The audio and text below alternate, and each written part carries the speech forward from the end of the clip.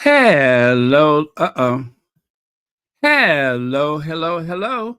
Welcome to Royal Sussex Live. Welcome, one and all. Thank you so much for being here. Let me see who here is first. Elaine Parker. Hey, Elaine Parker. Thank you so much for being here first. Lydia Washington. Let me see who else is here. CV is here. Mary H. Cami Bluetooth.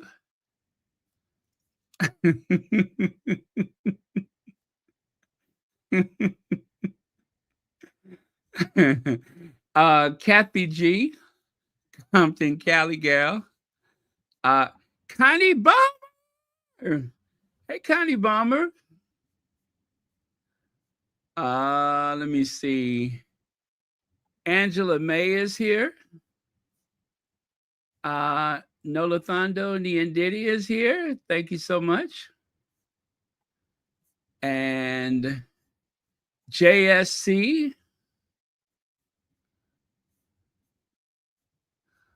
Emma D. Bunny Rose. Did I say hi to Mary H? Maybe. Did I? Maybe not. Church Nellie. A member for 45 months. Lord have mercy. 45 months. Thank you so much for that. Super Sunday all. Hello, Baron and Squatties. Well, hello to you too. Happy Sunday to you. Let me see. Okay, Bunny Rose, Amelia Rodriguez. Joan Garcia. Happy Sunday. H. Knight. 37 months membership. Goodness gracious, me oh my. On early today, I will make it through without falling asleep. Oh, very good. Thank you so much for that. Rodney Jackson, Jessica Foreman, Joya Moore.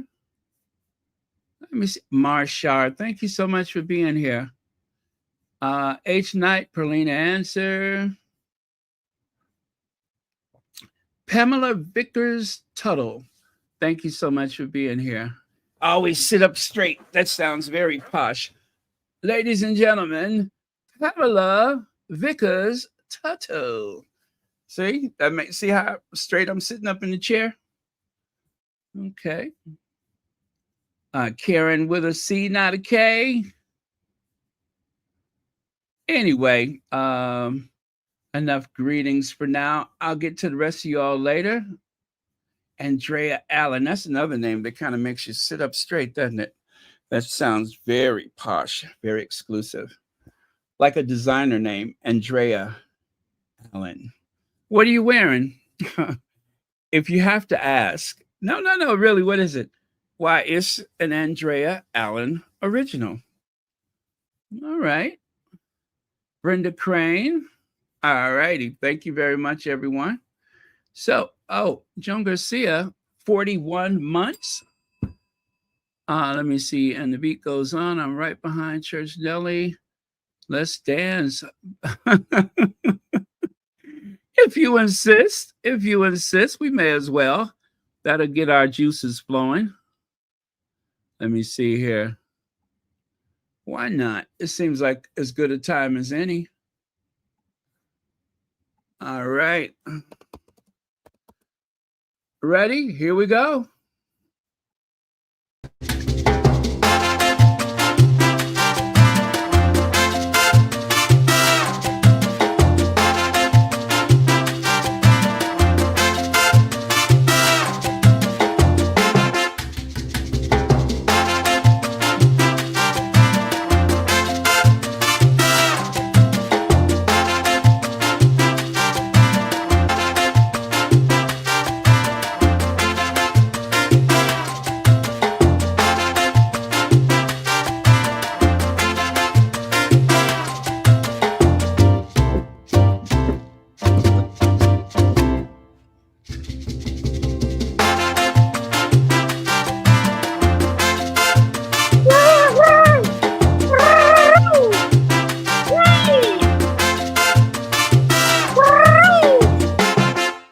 Wait, is making those sounds racist? I think I'm not supposed to make those sounds. That sounds kind of racist. Um, okay, yeah, I probably shouldn't do this. I probably shouldn't do those sounds. Maybe you have to be like in a warmer climate and it's okay, but all of that, extra, that might be a little racist. So, okay, I won't do that. Let's see. Elaine Parker, so good to catch a live chat, Baron. Oh, I'm glad you're here. And there you go. Thank you very much for the super chat. And also, thank you for being a member. And if that's not enough, check it out. Wait, is that the wrong way? Or did I put it up there? Oh, you know what? I didn't put it up there. Anyway, let me see here. I thought I had my Mod Squad thing up there, but no, I didn't. Okay. That's easily remedied. Let me try it again. And I'll get rid of that one. And put this one up. And there we go. I knew I had it somewhere. So as you can see, the Mod Squad, which includes 4 moderators, Church Nelly, Lydia Washington, Cookies and Cream, Adrian Burrows, Dominica Anastasia Isabella Christensen, Legs, Sherry Ware, Elaine Parker, VS Speaks Royally on Occasion, and the newest sheriff in town, Hazel Jones. Joy Amore, thank you very much for the super sticker, and thank you for joining us today and being a member.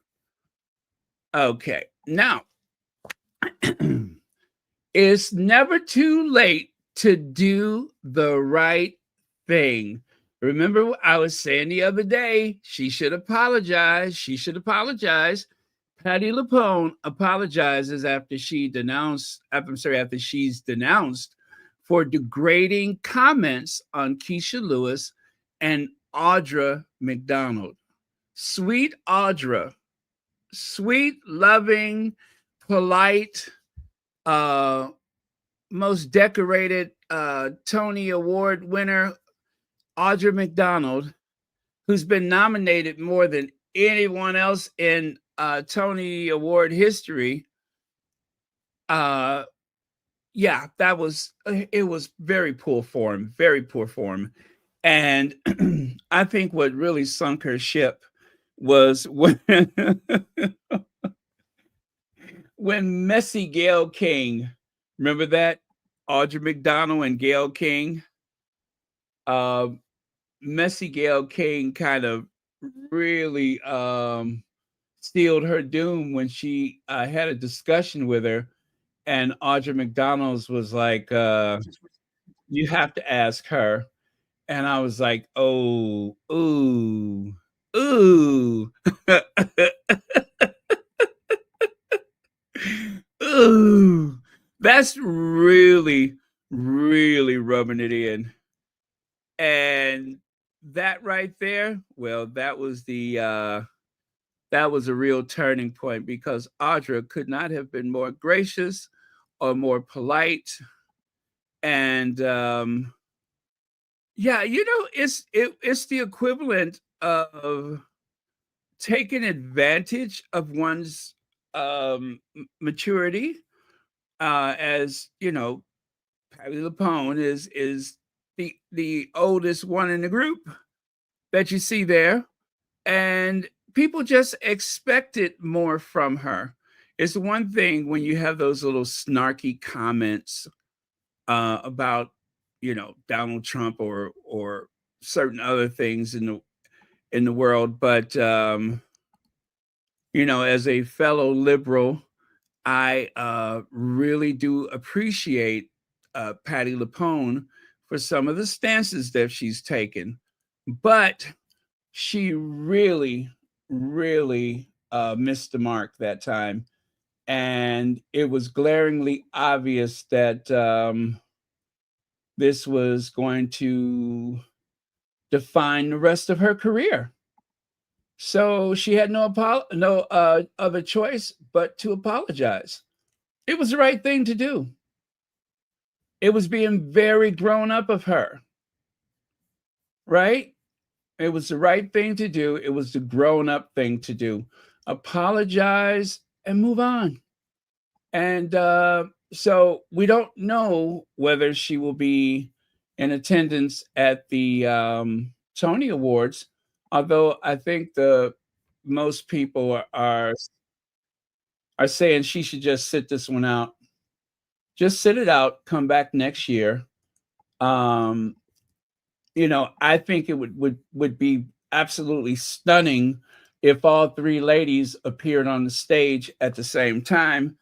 I don't think that's likely to happen, but I think it would be great for the community because this brings a lot of attention to Broadway, and there's a lot of people that depend on their income from Broadway. So I think it would be absolutely stunning if that happened, but I wouldn't bet the farm on that one. But still, I'm glad she did the right thing, and it's going to go a long way. And there's a lot of people who love and adore Patti LuPone, and they were kind of falling out of love with Patti LuPone. So, um, good thing that she did that. Yeah, it's never too late to do the right thing. So, let me see here. Yeah, Audra McDonald's interview that you have to ask her. I was like, ouch, ouch. Let me see here.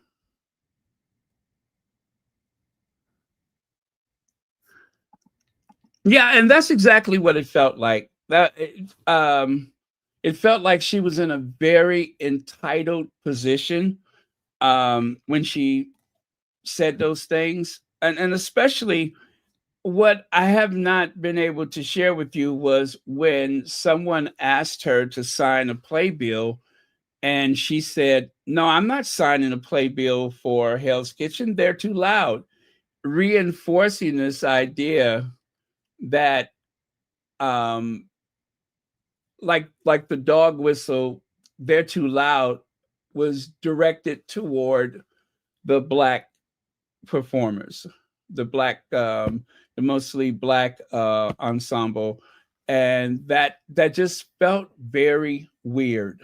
That felt very weird, and I don't know. It could be. I think in the U.S. I think in the U.S. You have a more diverse crowd of people that are willing to recognize the dog whistle, as opposed to other places in this world. um, Maybe it's easier to get by, and you give people um, the what do you call it, the benefit of the doubt. But in the US, I have to say that there's because of how this country has lived with racism all these years, it's not unusual for even someone white to call out the dog whistle first, to be one of the first off the block to say, "Oh, that doesn't sound right." And that's why US companies spend a lot of money facilitating the diversity within their corporations. I mean, that's something that we kind of take for granted. But what happens when they fail to do that? Target is what happened. That's why Target is in trouble right now. Target was trying to go along with the current political climate instead of sticking to um, a time-honored tradition of of of inclusivity and such. And what happened? Well, we all know what happened. It was a disaster for them. A disaster. They should have stuck to it. but they didn't. They decided to stray from, the usual course of things, and look at how they're paying the price now. It was the wrong call. So, um, well, what can I say? Sometimes you get it right, sometimes you don't, and they really, really blew it. That one, they really blew it. So there are no do-overs. I shouldn't laugh, but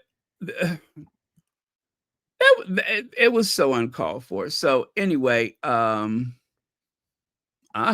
we go. There we go. Let me play that little sound bite just in case you missed it. And by the way, we have some new stuff for today, but we're gonna also promoting American values, but we're gonna do a little review of the week, a little roundup of the week. So we're sitting here today. There's a New Yorker piece. Patti LuPone says about you, Audra is not a friend. Friend with a D. I know there's a lot of back and forth. Were you surprised to hear that said about you from her? And I'm not trying to start a Broadway dust up here, but I'm wondering how you're processing. I mean, I don't. If there's a rift between us, it's I don't know what it is. That's something that you'd have to ask Patti about. You know, I haven't seen her in about 11 years just because we've been busy just with life and stuff. So I don't know what rift she's talking about, but we'd have to ask her. Oh, now that was being a lady. That was being very much a lady. And of course, let us not forget Broadway legend Patti LuPone has apologized for flippant and emotional remarks she made about fellow marquee actors in a New Yorker magazine interview.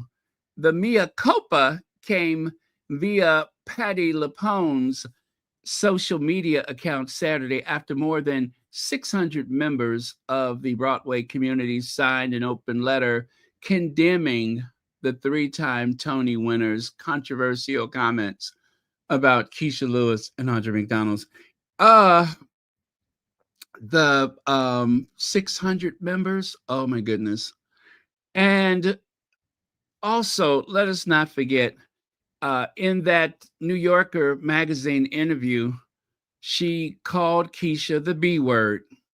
I mean, she just flat out called Keisha the B word.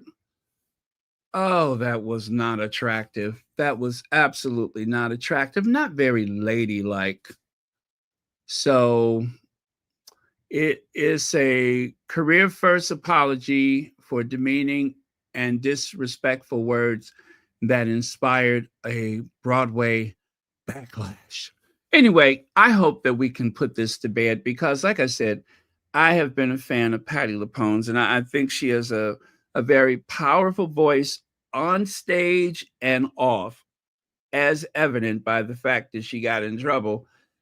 She has to use that power wisely and not, bully people with it. So, yeah, hopefully that's the end of it. Whether or not she goes to the Tonys, I hope that this has a good outcome because I think for the most part, her heart is in the right place, but she was being very careless with her words. So, oh my goodness, let's see. Dorothy Ross will soon start radiation treatment along with continued infusion treatment for cancer, lesions on liver and adrenal gland. Oh my goodness. Oh yes, you guys, please make sure you lift up Dorothy Ross in prayer. Yeah, make sure you lift her up in prayer.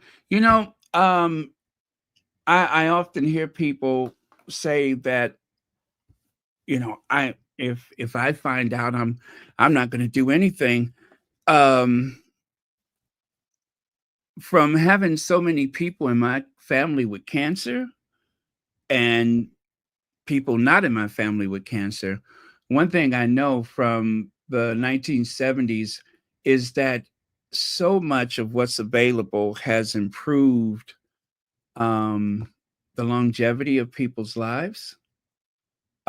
Is not a foregone conclusion that there will be hair loss, although there still is on occasion hair loss and such, but it's changed a whole lot. And especially with the immune therapies and such, it has changed a whole lot in the combination of treatments. So um, we, we have to pray that God will guide the medical people to the doctors and such, all the specialists, that they will have that extra spiritual guidance for a good treatment. So it's very different from what it used to be, but still it's a very serious thing. And it takes a lot of love and support to get through it. So that's when it's important to have family and friends around you, and of course friends that are family. That's when it's very important to have that around you, because it's what was that Betty Davis used to say?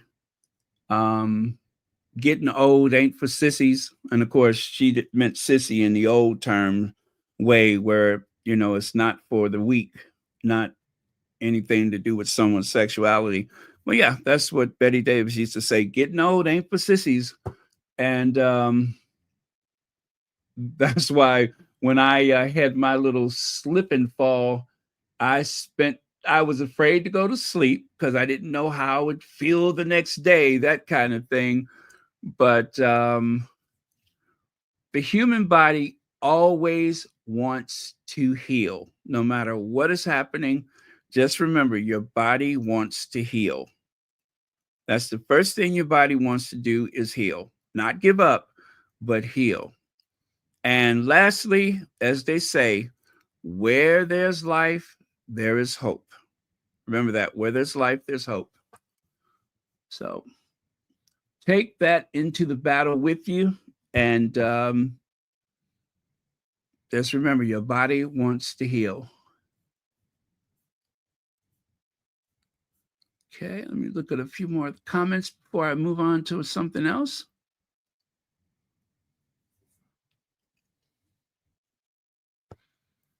Okay. Yeah, I hear you, Terry H. But I think it's good for everyone involved. Healing is not just for physical illness; it's also for the mind too. And I don't think it does the community as a whole when it comes to theater, um, especially when people are making choices about how they spend their money. I think it'd be good for everybody if they can graciously move on from this situation.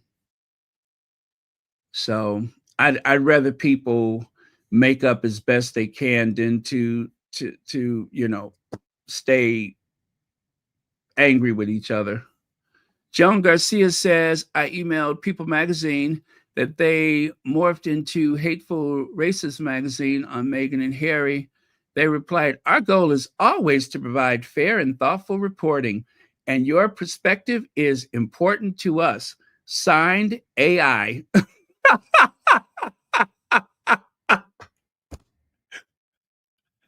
Signed, AI.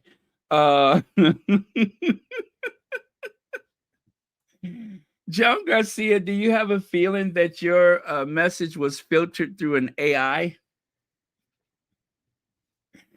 I'm afraid if you want some attention, you might have to drop a couple of F-bombs. That'll get their attention.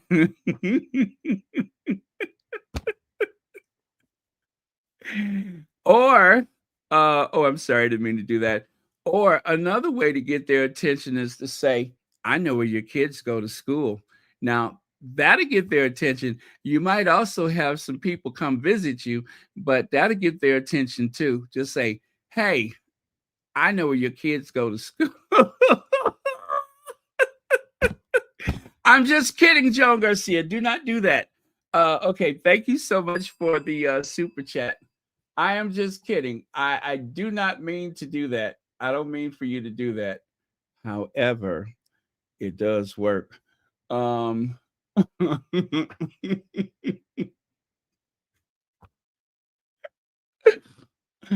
Oh, that's so bad. Do not pay me any attention. That is so bad. Anyway, but thank you so much for doing that. Okay. Oh, that is so kind of you. Connie Balmer says, Dorothy Ross, I will be fasting for you week starting tomorrow with prayer. Oh, that is so kind of you. Very thoughtful. Hey, worldwide birthday celebration. It's been a while, hasn't it?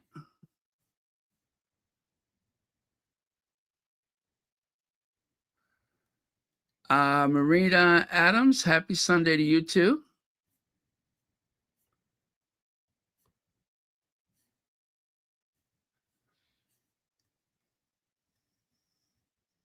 Okay.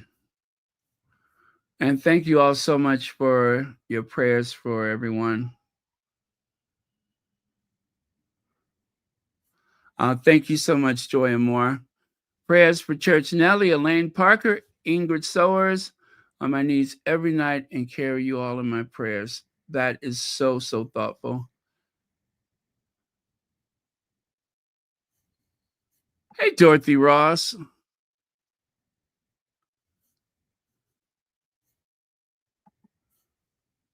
Okay, you guys, let's go on here. Prince William, I want to bring about real change. Real change.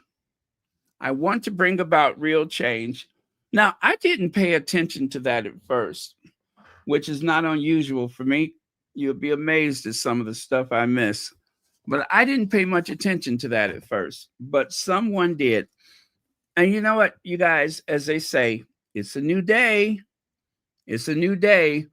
And there has been more and more and more of these TikTok accounts that have been, shall we say, a bit critical of the Left Behind royals. And thank goodness for that. I think it is high time that we have some of that same energy directed toward the Left Behind royals.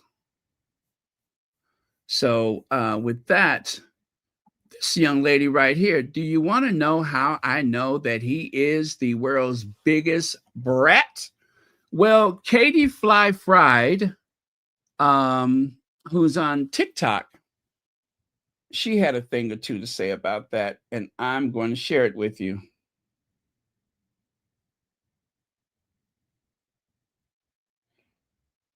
Do you want to know how I know that he is the world's biggest brat? Look at what I just discovered. I want. I don't want. I want. Do you want to know how I know that he is the world's biggest brat? Look at what I just discovered. I want. I don't want. I want. Do you want to know how I know that he is the world's biggest brat? Look at what I just discovered. I want. I don't want. I want. Do you? Okay. So, as you can see, she identified some headlines, and I added those via the screenshot. Prince William, I want to bring about real change. Prince William says, I want to go a step further than my family and bring change as Singapore visit wraps.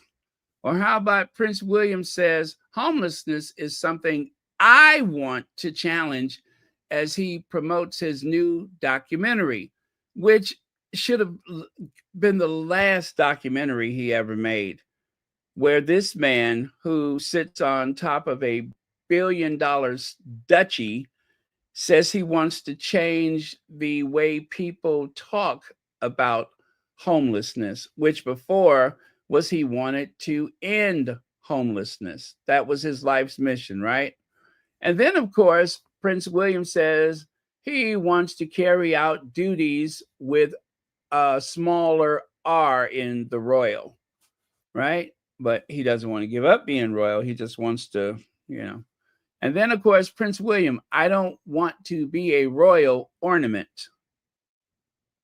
I don't know. Well, since you cannot be political, and of course that would be unwise, isn't that kind of part of a job? Is putting on a uniform and showing up, even if you haven't really earned the right to wear it. And then, of course, I want to be like David Attenborough, says Prince of Wales. And so in this case, he wants to hitch his wagon to David Attenborough's success, his success, that is, as this environmentalist, this, what do you call it? Animal, what do you call those people that, anyway, David Attenborough has had a lifetime commitment of wanting to improve the environment, and of course, to help maintain the high numbers of wildlife without risking their extinction and such. So, yeah, he wants to be like David Attenborough. So it is keening. He keens and Kate keens. Between the both of them, they're always keening to do X, Y, Z. They're always keening to do something. But in practice, it never really amounts to much. It's just what their intention is. It's just like reading the King's Speech. It is a list of things that is the priority of the government. How much of that list is executed properly? Well, that's anybody's guess, but it's a list of intentions. And so those I wants have about as much weight as the King's Speech. It is just an intention. Really a formality. That's what it is. It's a formality. It really has no bearing on the outcome. Okay. What did I just do there? Okay, let me take that away. All right. My kitchen feeds Jews and Muslims. Prince Harry's support has left me gobsmacked. So Shalom Kitchen turns 10 years old this week at a time when divisions between the two communities are under immense strain from events in the Middle East, like a genocide. And so this is one of the many things that has been made possible because of Archwell. And in particular, she is acknowledging, let's see right here on the right, the Sussex Soldier says,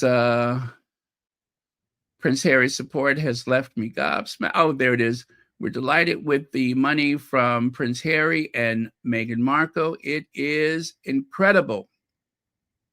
Oh, it says that right there too. It is incredible. The more money we have, the more we can give, but it also spotlights our great work. So this came out yesterday, the 31st of May. Yeah, yesterday. And again, it is the Archwell Foundation that is helping a lot of people and making a lot of things possible. So thank you, Sussex Soldier, for sharing that with the community. And then right here, I Am Sage says, young Prince Harry, but shows an image of the current lineup of working royals. Well, as you can see, there is no Prince Harry in that image. There's Willie Leaks, Kitty, Charlotte, Louis, and there's Chuck, and there's not even a third of Camilla, Godzilla Camilla. There's just a bit of Camilla. You know what I mean? There's just a little slice of her. So throwing Harry's name in this article is just what's necessary to get people to read it. Otherwise, it wouldn't be much of an article. They use the Sussexes to pull attention into these articles, which are essentially just a bunch of fluff. That's it, and that's all.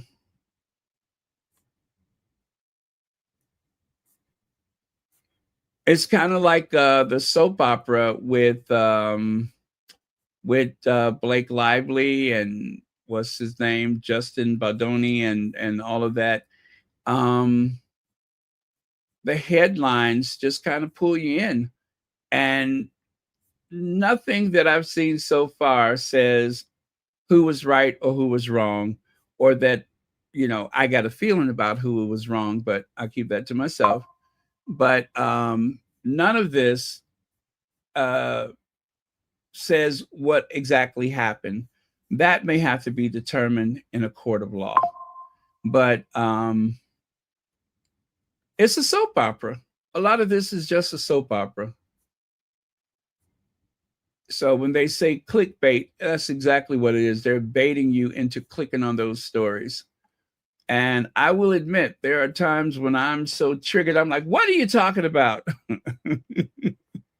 Well, there's because of how we're dealing with this stuff every day, it's also very easy to say, oh, that doesn't make any sense, and just move on. And a lot of times it doesn't make any sense. So if it doesn't seem like it makes sense, there's really no sense in bothering with it. Speaking of which, I'm taking a little scroll through the social media right now just to make sure I didn't miss anything. And of course, if there is something big that happens, I will be back later. But for now, I think we're good. Hey, did you guys see the stuff happening in Paris last night? Oh my God. I was looking at that and I'm like, you know what? I know that sometimes a little civil unrest is necessary to project your speech, but for God's sakes, breaking into the Chanel store, do not target haute couture. Do not target the haute couture. That is going just too far. There are certain things. Since I've watched the Andre Leon Talley documentary, there are certain things that should be off limits. Chanel, Dior, Yves Saint Laurent, right? Yeah, they can have Balenciaga. I don't care about them. But there are certain things that should be off limits. Okay? Leave the Louis Vuitton. Leave them alone. Have you no humanity? Who breaks into a Chanel store? Make an appointment like other people. And you know what? I promise you, if they dare go near Hermes, I will go over there and deal with this myself. Don't you dare touch Hermes. Leave the Birkins alone. I saw that. I'm just like, yes. And Valentino, these people have no humanity. Do not touch Valentino, especially when you consider how sacred Valentino red. There's nothing more sacred than Valentino red. So leave the couturiers alone. Savages. I looked at that, I was like, such savages. They were literally trying to, and I think the police came in a nick of time, but I'm like, they're going after a Chanel.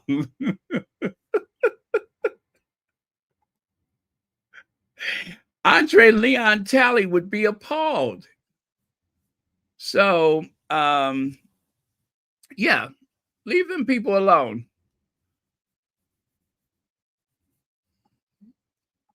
In the name of Andre Leon Talley, leave those people alone. Hey, Stephen Black, thank you so much for being here. Now, this is in response to Charles getting a Rolls Royce as a gift for his coronation. Over 300,000 pounds was its value, says I Am Sage. Do you have any idea how many food banks could have been supported with that monetary donation instead? And of course, if you look down there, Fiona says, how hard is it to request no gifts? Please make a donation to the following charities in my name instead. You know what? When I spoke about this yesterday, I didn't even think about that. But that does make a lot of sense. Instead of accepting a vehicle like this, would it not have been very gracious on both parts, the monarch and the Rolls Royce people, if they would have just made a donation? Make a donation in the king's name from Rolls Royce. That would have been the sensible thing to do. But instead, they kept this car quiet along with some other gifts. They were citing the global pandemic as the reason why they are only just releasing the information about the gifts that were brought in. Well, the thing is,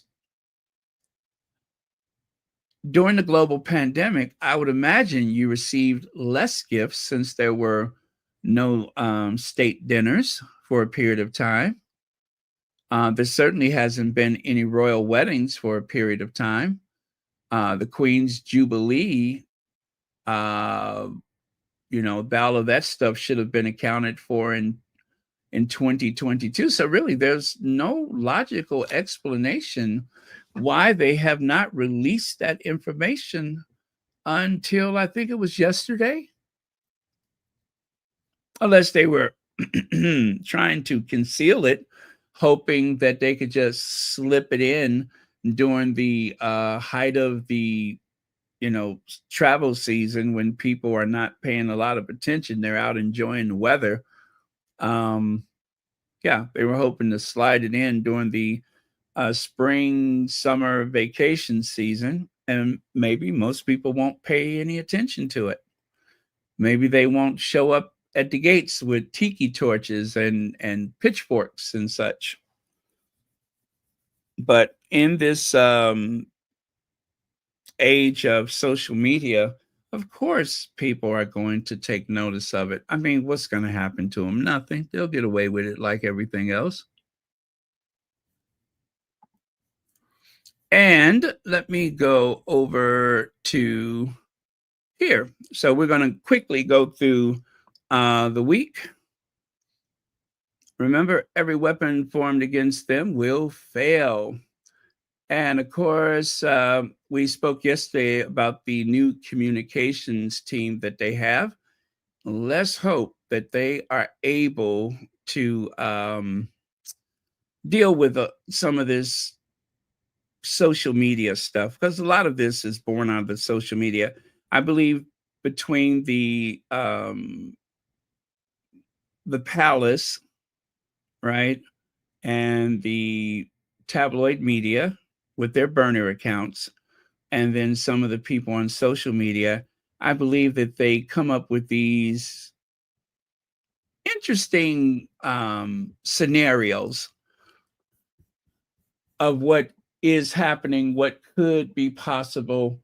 And, you just kind of put it all together. And next thing you know, you have a talking point, or you have some theory that is based on probably something that you've heard from the derangers.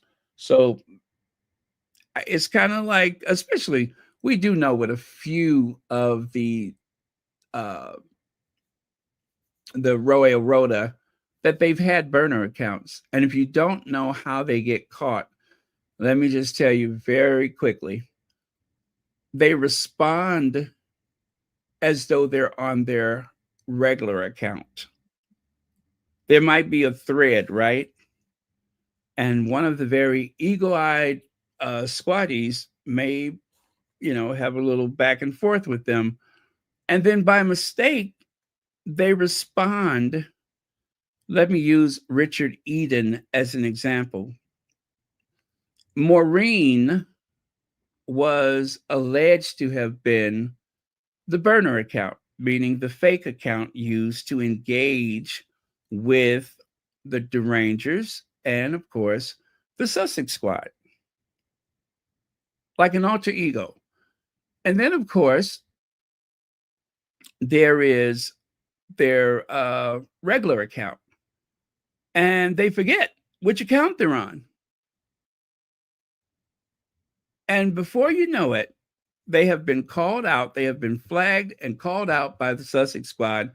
And jumping Jack Flash, what happens? That account disappears. That account disappears. So if you wonder why we refer to Richard Eden as Maureen, it's because it has been alleged that Richard Eden used a burner account. And we do know that it has been part of the ongoing, what do they call that? Oh gosh. What is the newspaper that's been going after Dan Wooten? They alleged that Dan Wooten had a burner account. So that was part of that whole investigative report. And let's see, I believe that Robert Jobson has been identified as an alleged burner account holder. And then, of course, all of a sudden, his account's closed. And, oh gosh.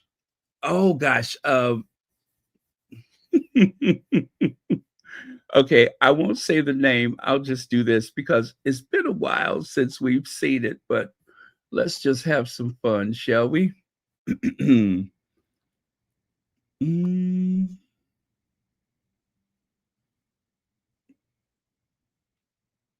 Oh.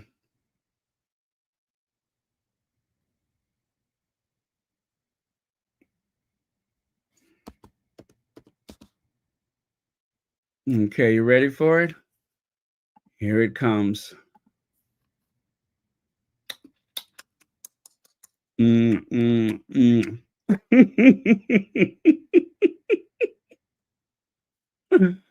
Oh, there it is.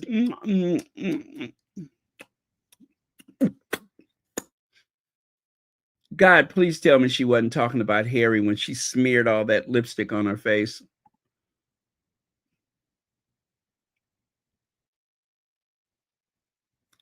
Lord only knows. Oh, that's disgusting.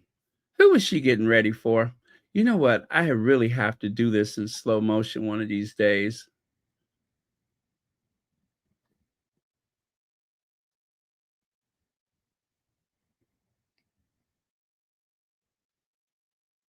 Could you imagine her flirting with the clerk at the supermarket?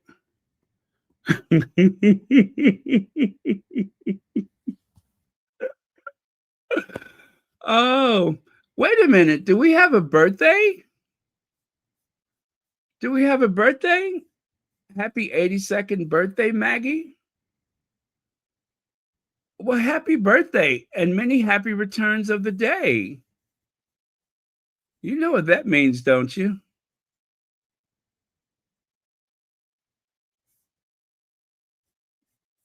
Right? Don't you?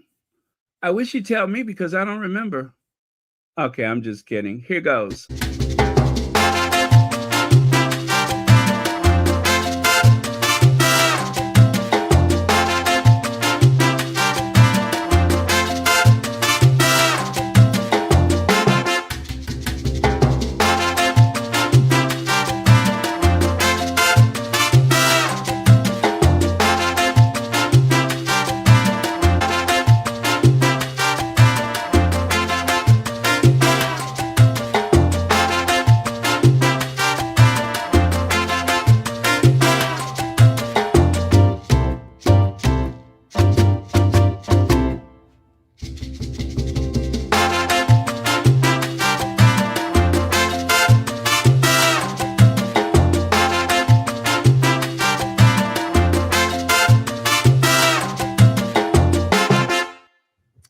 All right.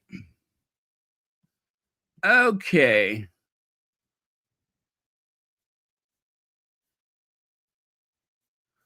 Uh-oh, where was I? Oh, okay, there we go. All right. Thank you very much, Lydia Washington, for the super chat. And also, thank you very much. Is it DR for the PayPal? As if we don't know who DR is, but I never say who they come from. So, but thank you very much for the PayPal. And of course, as always, thank you for supporting Royal Sussex. Okay. Oh, you're welcome. Thank you for sharing your birthday with us. Okay. And this. Oh, you know what, guys? I forgot to let me see if I could do this. That's what I forgot. Ministry of Hex had something to say about this, and I do believe I saved it. So let me see if I saved it, and then I will share that with you. I just forgot to put the slides up for it. Yes, there he is right there. So I tell you what, give me just a second to do this for effect. I want you to see. He had, and not just Ministry of Hacks, but someone else had commented about this this backlash, because they said that there are a lot of people, especially on TikTok again. And you guys, I don't want to say I told you so, but remember, I called it a long time ago that TikTok is not the enemy. It was the right wing that was afraid that TikTok was somehow stealing your information and all of that kind of stuff. There is this, what do they call it? Xenophobia, where we're supposed to be afraid of everything Chinese. But the thing is, China is not the one that has 700 military bases around the world. Guess who has more military bases than any other country on earth? Who spends more money on their military than all the next 3 countries combined? It is the United States of America. Okay? Not China.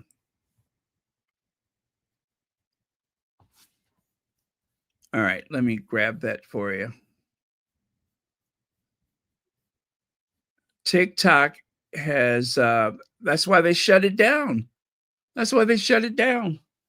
And now, if you want to be afraid of TikTok, now is the time to be afraid, because when they shut it down, they did it so that they can keep an eye on us, not the Chinese, but the Western powers. They were afraid of TikTok because they didn't have any control over it. They couldn't manipulate it the way they wanted to. But that's just my opinion. Do your own research. but I believe that to be true, that they were terrified of the fact that they had no control over TikTok, which is why they kept threatening them. Now, of course, there are no threats. I wonder why.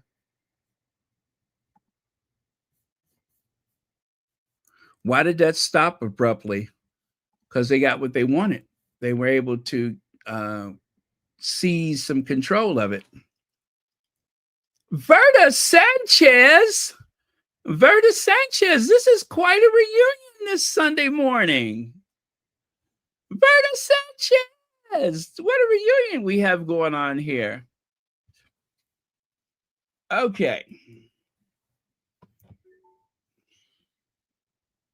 Ministry of Hex, do your thing. Morning. Come on, where is he at?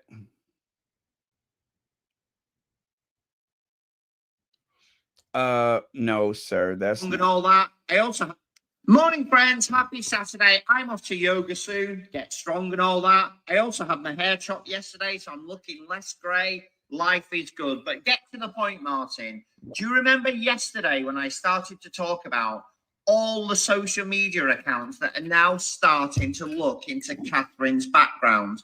And they're starting to do this because it's a cohort of Meghan and Harry followers who are just absolutely sick of these unfair and fake media attacks fed by Kensington Palace and Buckingham Palace on Harry and Meghan. Well, I found a great one on TikTok that you might want to follow. And if I remember, I will tag her in the comments.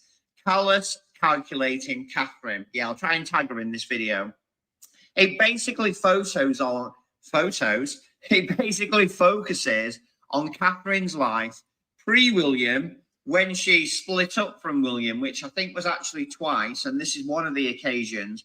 And it digs into media coverage of her when she wasn't around William and the person that she was actually like. Now, don't get me wrong, as this account explains, everyone, particularly if you've just been through a massive breakup, everybody wants to go out and have some fun.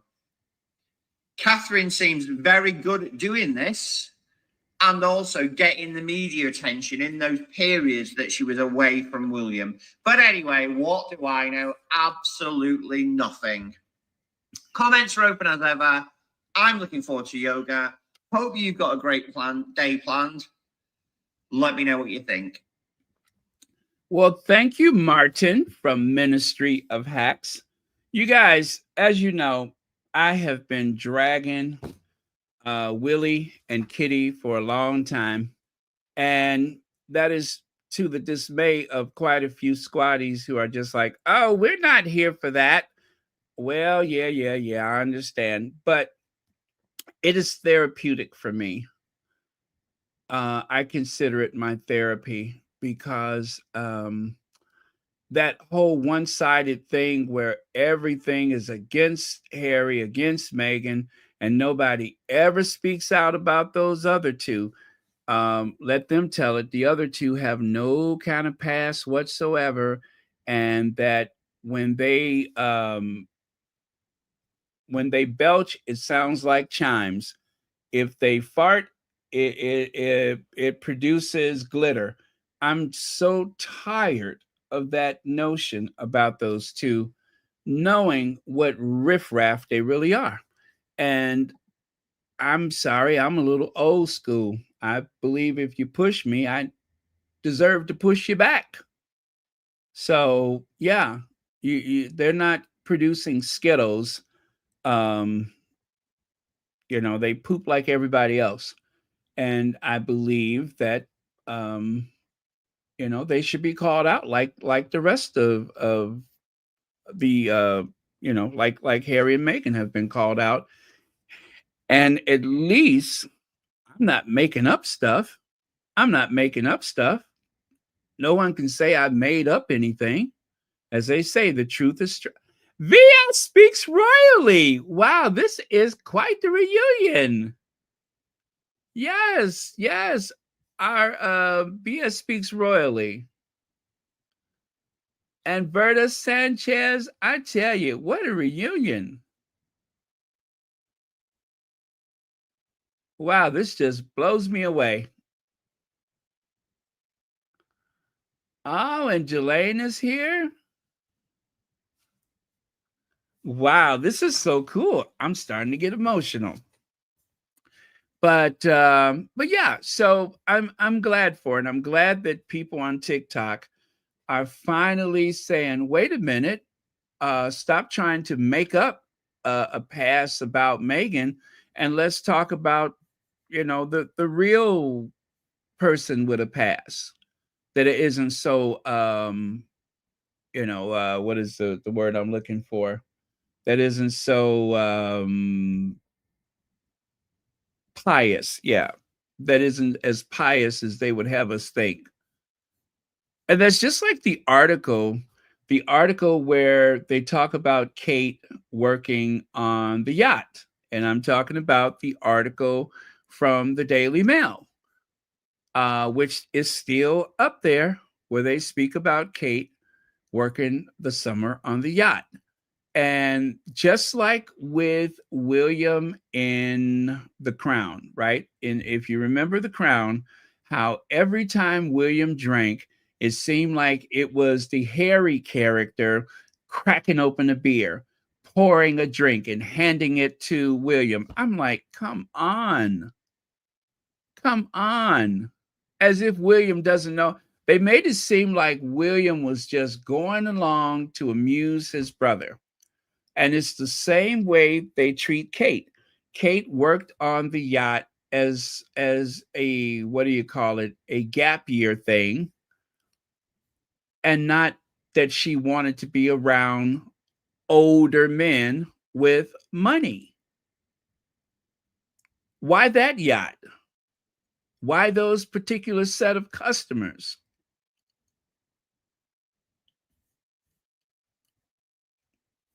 So Leslie F. Oh, I tell you, what a reunion we're having here.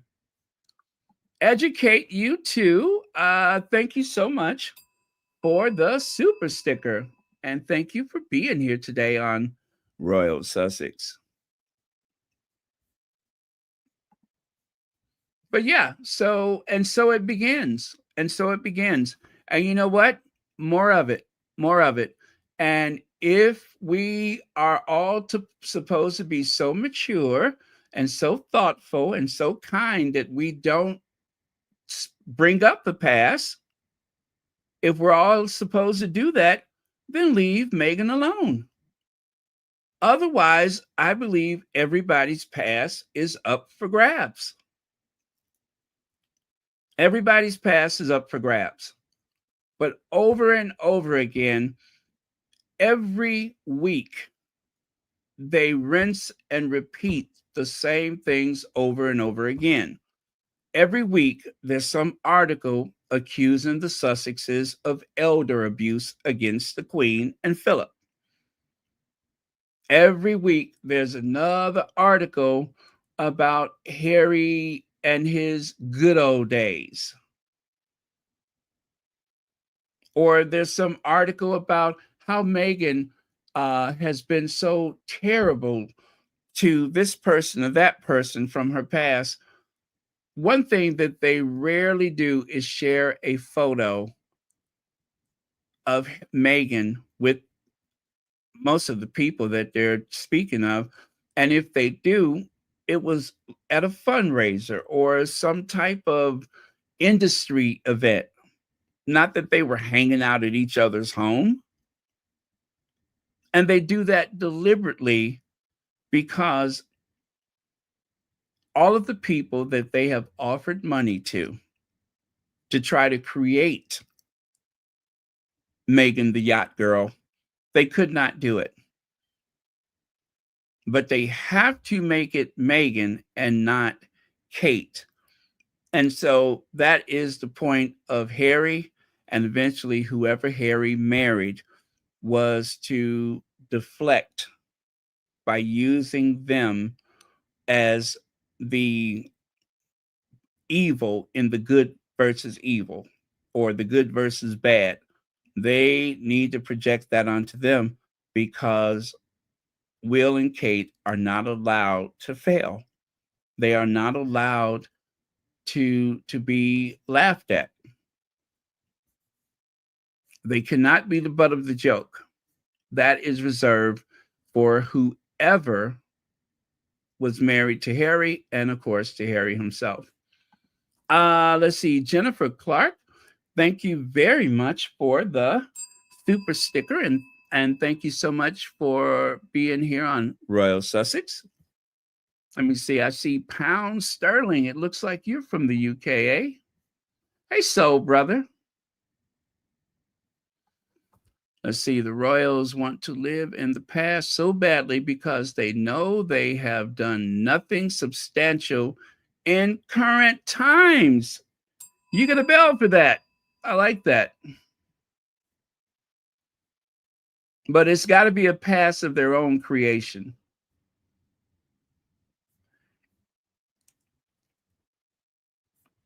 Okay, let me go on here.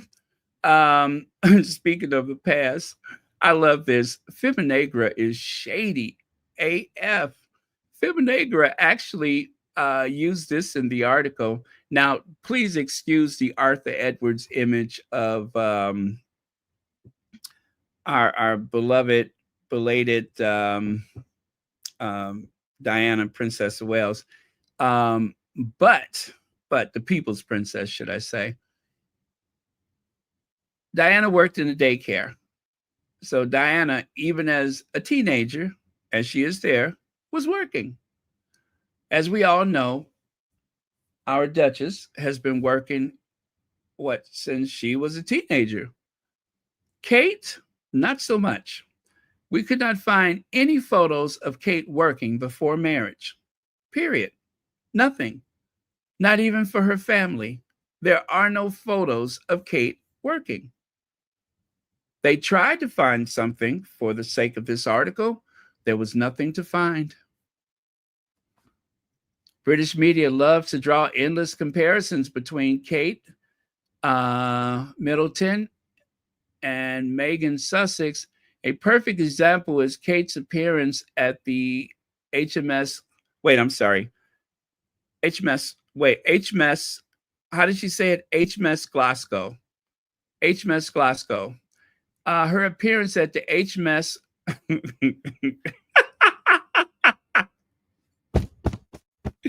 at the HMS Glasgow naming ceremony. In just 8 seconds, she read a short phrase from a note. And even with that, I promise you, she looked at that maybe, I'm going to say at least 4 times. She looked at it 4 times. Oh, you don't believe me?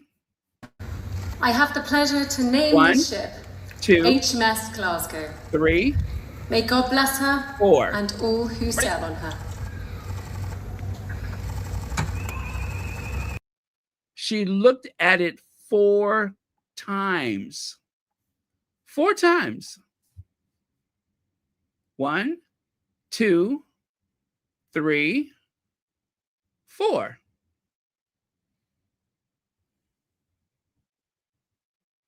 And you might even say 5 times because it looks like she glanced at it a 5th time while she was pushing the button.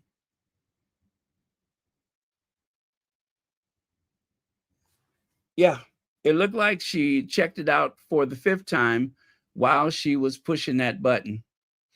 I love the way the squatty that shared this put baby brain. Baby brain, Kate. Baby brain. Thank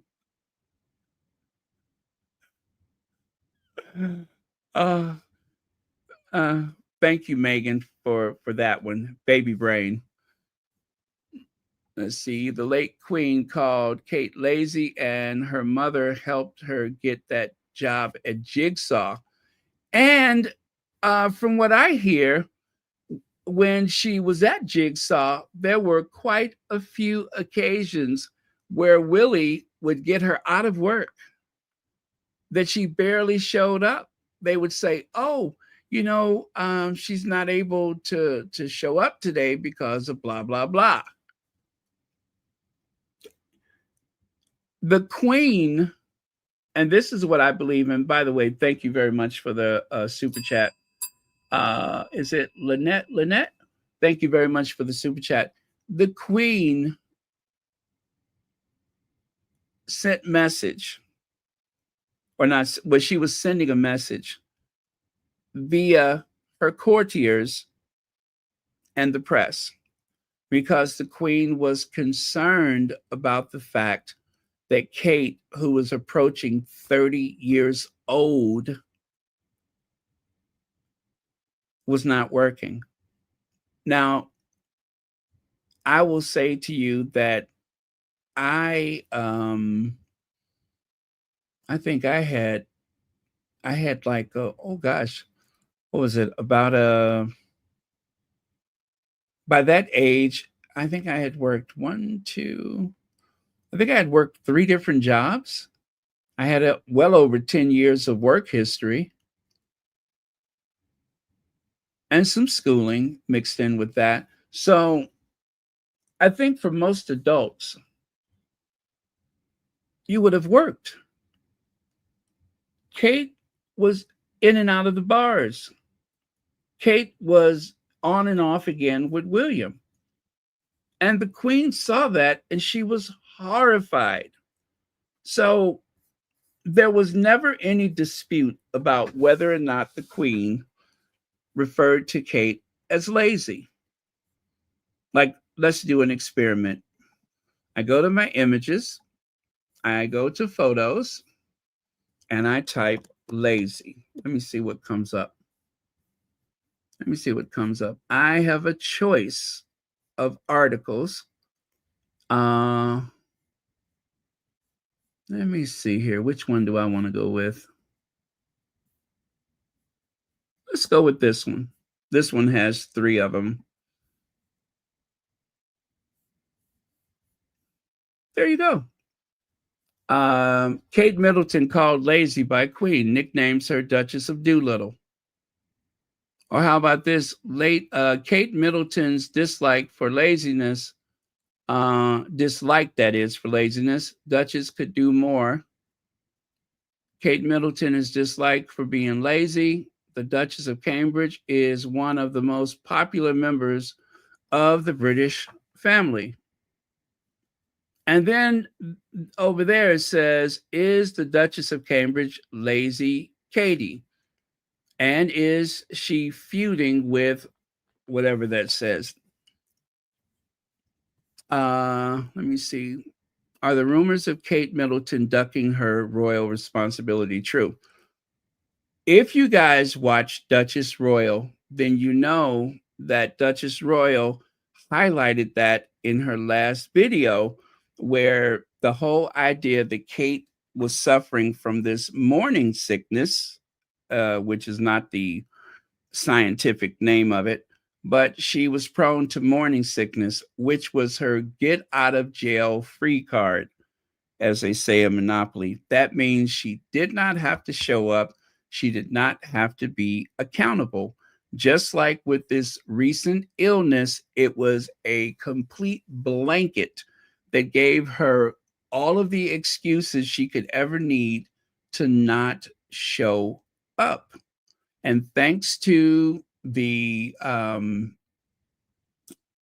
tabloids, thanks to the Royal Rota, everyone accepts it to be true. Or at least people, I would say the royalists and the monarchists accept it. I don't think most people pay attention to the royal family, but for those who do, they accept that to be true. When the truth of the matter is, Kate is not fit for duty. And no matter how many elocution lessons she take, no matter how much coaching they give her, she is never going to be able to execute her duties properly. Now, that being said, before anybody feels sorry for her, I think she just rejects the notion of it, because Queen Elizabeth was not a big personality person. Queen Elizabeth was very shy But because of her sense of duty, she was able to do what was required. And even though it was not the most sweeping oratory performance you could expect, she did her job. It was her sister that had the personality, not the queen. However, the queen, out of a sense of duty, and I'll go even one further, Princess Diana. Princess Diana was determined to fulfill her role even after divorce.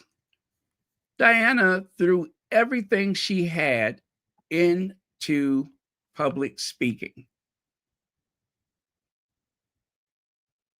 Now, was she ever this great public speaker? Absolutely not. But she was committed to doing what was necessary. And that's the difference, is the commitment. And with Kate, there's a complete lack of commitment. And even worse, it doesn't appear that she cares. It does not seem as though she cares one bit.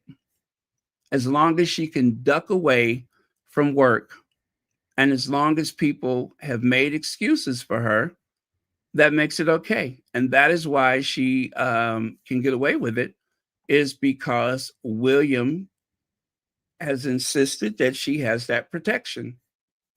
So it works for her. She is allowed to fail. And for as far as her mother is concerned, you would think that her mother would be, more insistent that she fulfills her duty. Well, she's in that family, and the Middleton family benefits from that. She's already fulfilled her duty. There's nothing else for her to do. You got in, and that was all that they wanted. And now she's in a position where it would almost I don't think that divorce for Will and Kate is an option because of Charles and poor Diana. I don't think that's an option. They have to stay together. Come hell or high water, they have to stay together no matter what. Let me see here.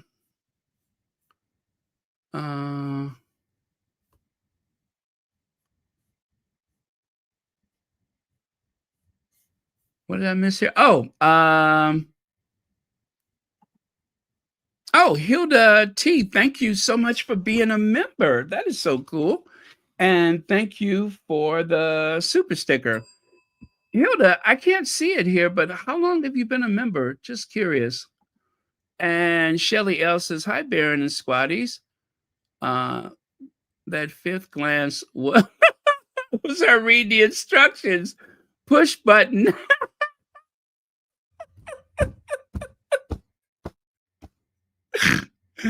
Woo!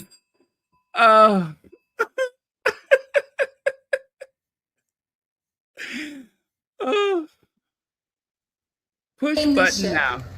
HMS Glasgow. May God bless her and all who sail on her.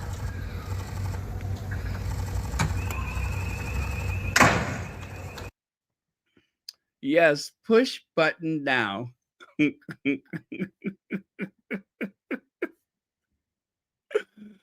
Woo! I see some of you all woke up and chose war today. I love it. Let me see here. Ispy says they should have used one of the Yacht Girl pictures. Thank you very much for that, Ispy. Yeah, that's let me see. I'm going to say I've seen at least two of them from the yacht, two of them. And again, I'm going to just say it. When they wrote the article about Kate on the yacht, they made it sound as though she did not drink as much as the others. She did not really want to go out with the others after work, which is so different from the Kate that we've seen bleary-eyed pouring out of the back of a black cab. That is not the same Kate. Okay? That is not the same Kate. it's not consistent with the Kate that we have seen time and time again. And not just Kate, but William with her on occasion. That is not consistent with the Kate that we've seen time and time again over the years, where she was completely out of it.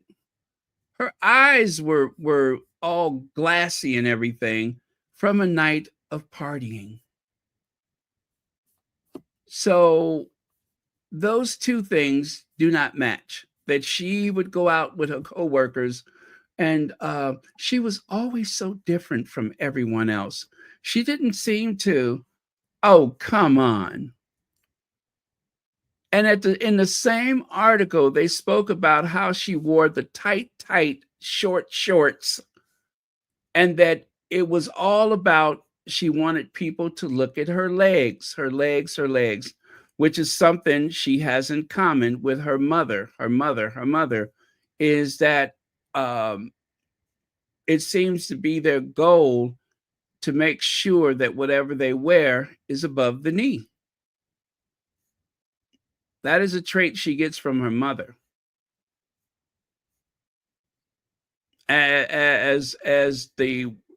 She actually wears some of her mother's clothes in the past. But yeah.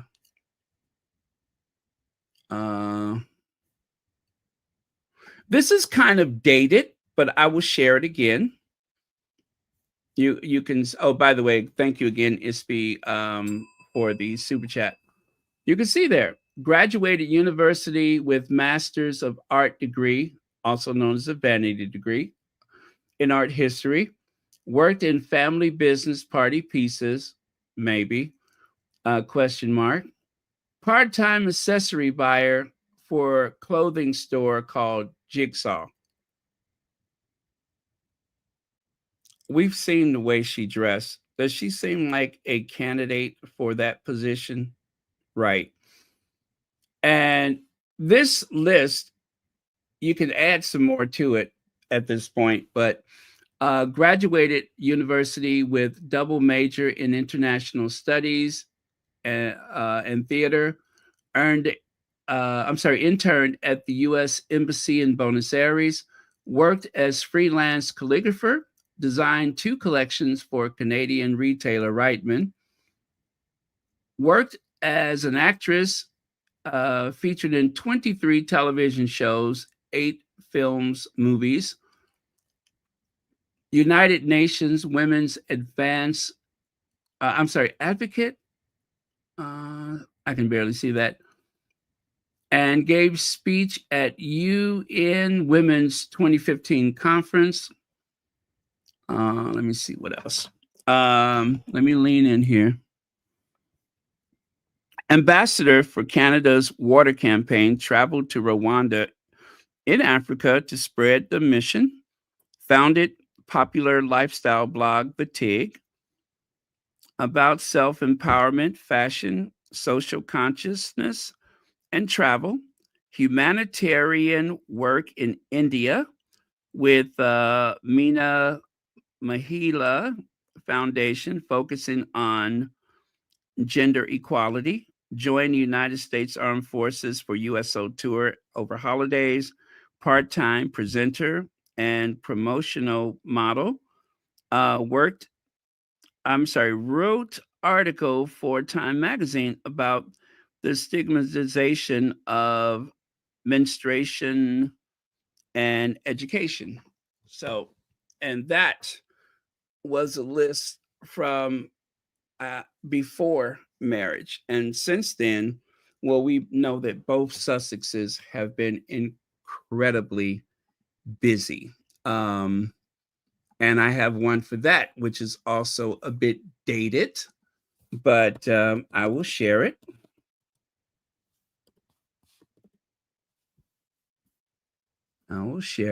There it is.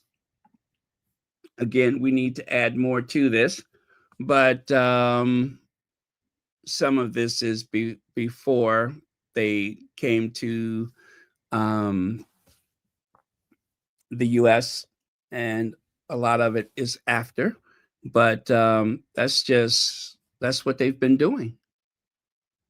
Now we've seen the other couple start a lot of things, but it seems like we're done with oh gosh, what is that? What do they call it? The what is that Kate was talking about? That it was something wrong with the kids' brains. Remember, she went to that class and said to those kids, "Your brains are not fully developed."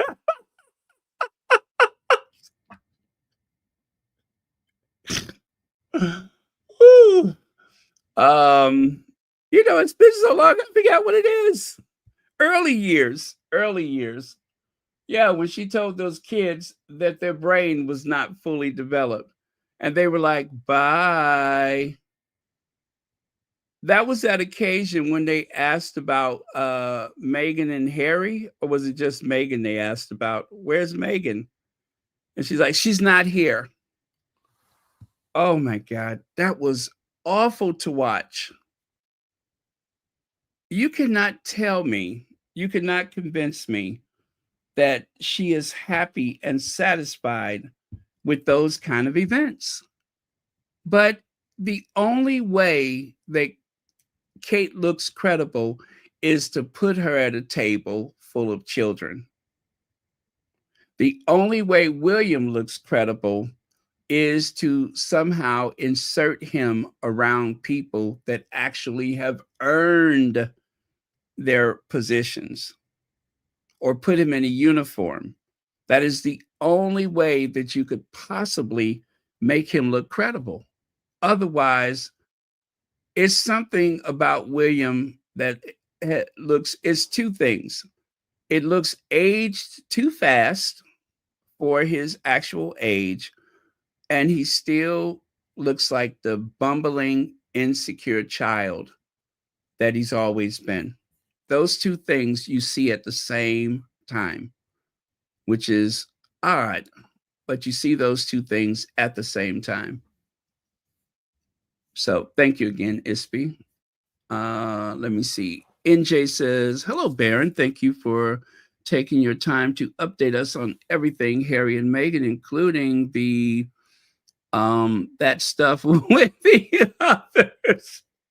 Oh, you are quite welcome, and thank you so much for the super chat. No, I'm seriously, I'm very glad to do it. And Lynette says, was it a slight dig at the late Queen by wearing Miss Doolittle outfit at Trooping of the Colors? Oh, Eliza Doolittle. I don't know. A slight dig at the late Queen. I mean, when I saw it, I didn't even have to have anyone tell me. I knew exactly where she was going with that. But that I cannot be sure. And really, it's not flattering to her. I don't know why they insist that she wear that outfit, because the Eliza Doolittle. Oh, let me find it for those who may not know what we're talking about. Eliza Doolittle.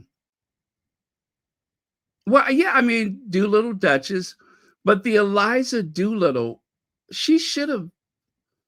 But I guess if you don't have enough sense not to take a Chanel purse while you're meeting Holocaust survivors, then of course you don't see how awkward it is that someone who was viewed by the aristocracy as a pathetic peasant would wear an Eliza Doolittle. That was dumb. That was very dumb. It was. I mean, do you get why I say that was kind of a silly thing to do? That was very, very dumb to do that. And let me see. Oh, that was June 15th. Okay, let me find that then. I think it was June. Oh, wait. No, what was it? Was it the 15th? No, it's not usually on the 15th. But yeah, she should not. Oh, there it is. She should not let them put her in that outfit. That was not smart. That was not smart. So that is the Eliza Doolittle. And now I'm going to show you the real Eliza Doolittle because I just so happen to have that. What did I say? The 15th?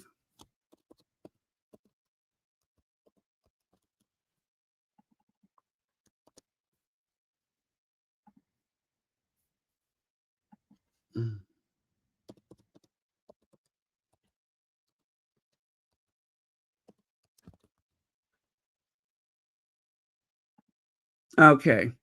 This is the actual Eliza Doolittle. So you can see with the thing around her neck there and the belt and wearing the hat, it channels the what they call that? The play was called Pygmalion. And what did they call the movie? But anyway, she's channeling that. Whether she's conscious of it, I don't know. Now, she had that dress already, and they altered it so that she can do this Eliza thing. But I think it was rather embarrassing for her to wear that because the whole premise of the movie was that they took this peasant girl and turned her into a real lady. Why would you wear that? Why would you wear something like that?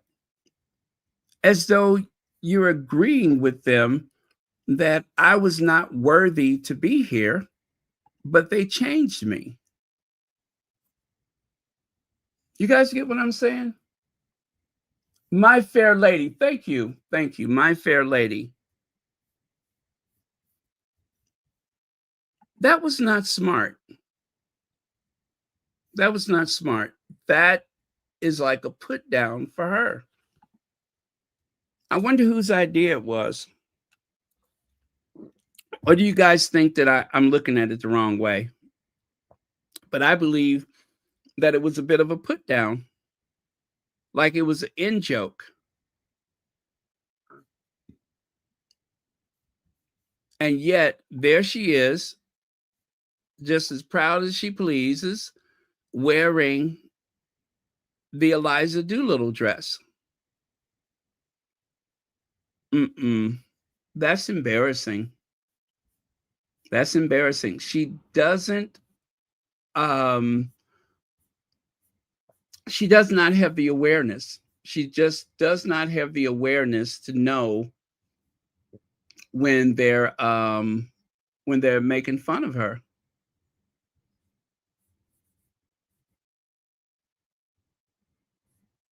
Yeah, she does not have the awareness.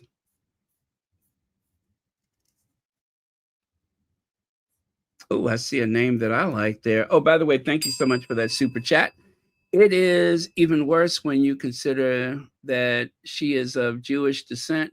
Remember her uncle Gary Goldsmith. Well, it is said that in her ancestry, that if you go back far enough, because sometimes people do change the spelling of their name, and especially amongst people of the Jewish faith, in order to fit into mainstream society, it is not unusual, especially in Hollywood. In Hollywood, I mean, it's a who's who of who changed their name so that they could fit into the mainstream. I applaud people who did not change their name for being brave enough to maintain it, not to put down anyone who has changed their name, because that's a tradition in the theater or in acting, television, entertainment. But yeah, you would think that she would know better, but she literally, and then remember, after that, they said, oh, well, we're no longer going to talk about Kate's fashion. Remember that? After that, they said, oh, no, we're no longer going to talk about Kate's fashion. That is something that we're just not going to do. It did not last long, because if they were not talking about her fashion, what else are they going to talk about? What else would they talk about? This?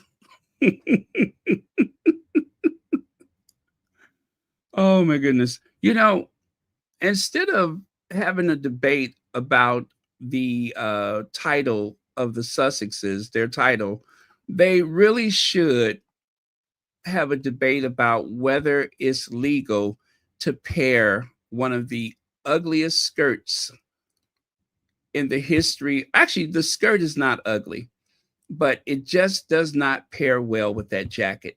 They should pass a law making it illegal for anyone named Kate Middleton to pair her mama's skirt with her mama's black jacket.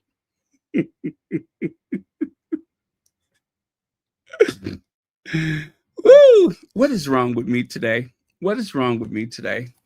But seriously, it should be against the laws of nature, the law of the land, for her to be allowed to pair that skirt and that jacket.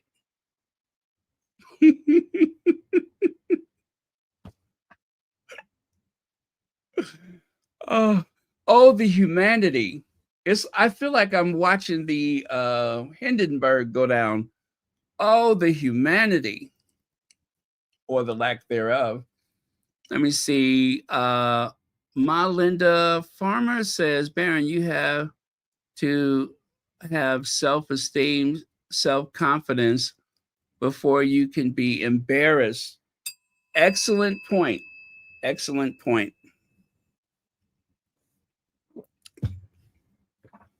And on that point, Meghan maintained an active role in her public image. And so that's why you wouldn't see Meghan out wearing the Eliza Doolittle knockoff. That is a great point. Thank you so much for that. And thank you for being a member. You would have to have self-esteem and self-confidence before you can be embarrassed. You know what? Let me screenshot that, because I don't want to forget that. I don't want to forget that one. That is brilliant.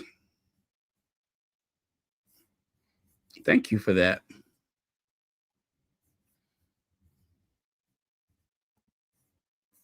Yeah, that makes a lot of sense.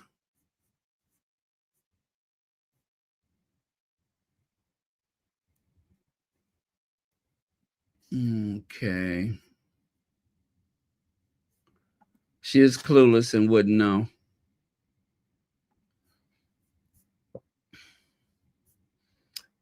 You know, it just seems like her mother put a lot of energy into getting them married to the right people.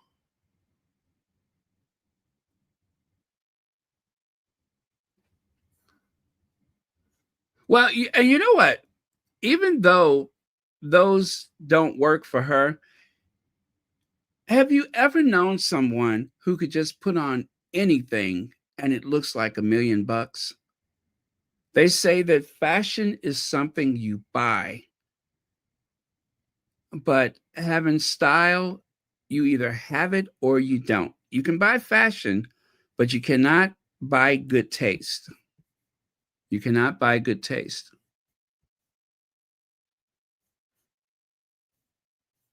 Okay. So I'm going to get rid of that. One last look. One last look. Big mistake. Big mistake. That should not have happened. So just to recap, Kate Middleton never worked for her parents. She lived off her parents. The jigsaw thing wasn't even a job. The only job she had was for 3 months when she was 19, worked on a yacht Yep, she was the one who worked on a yacht.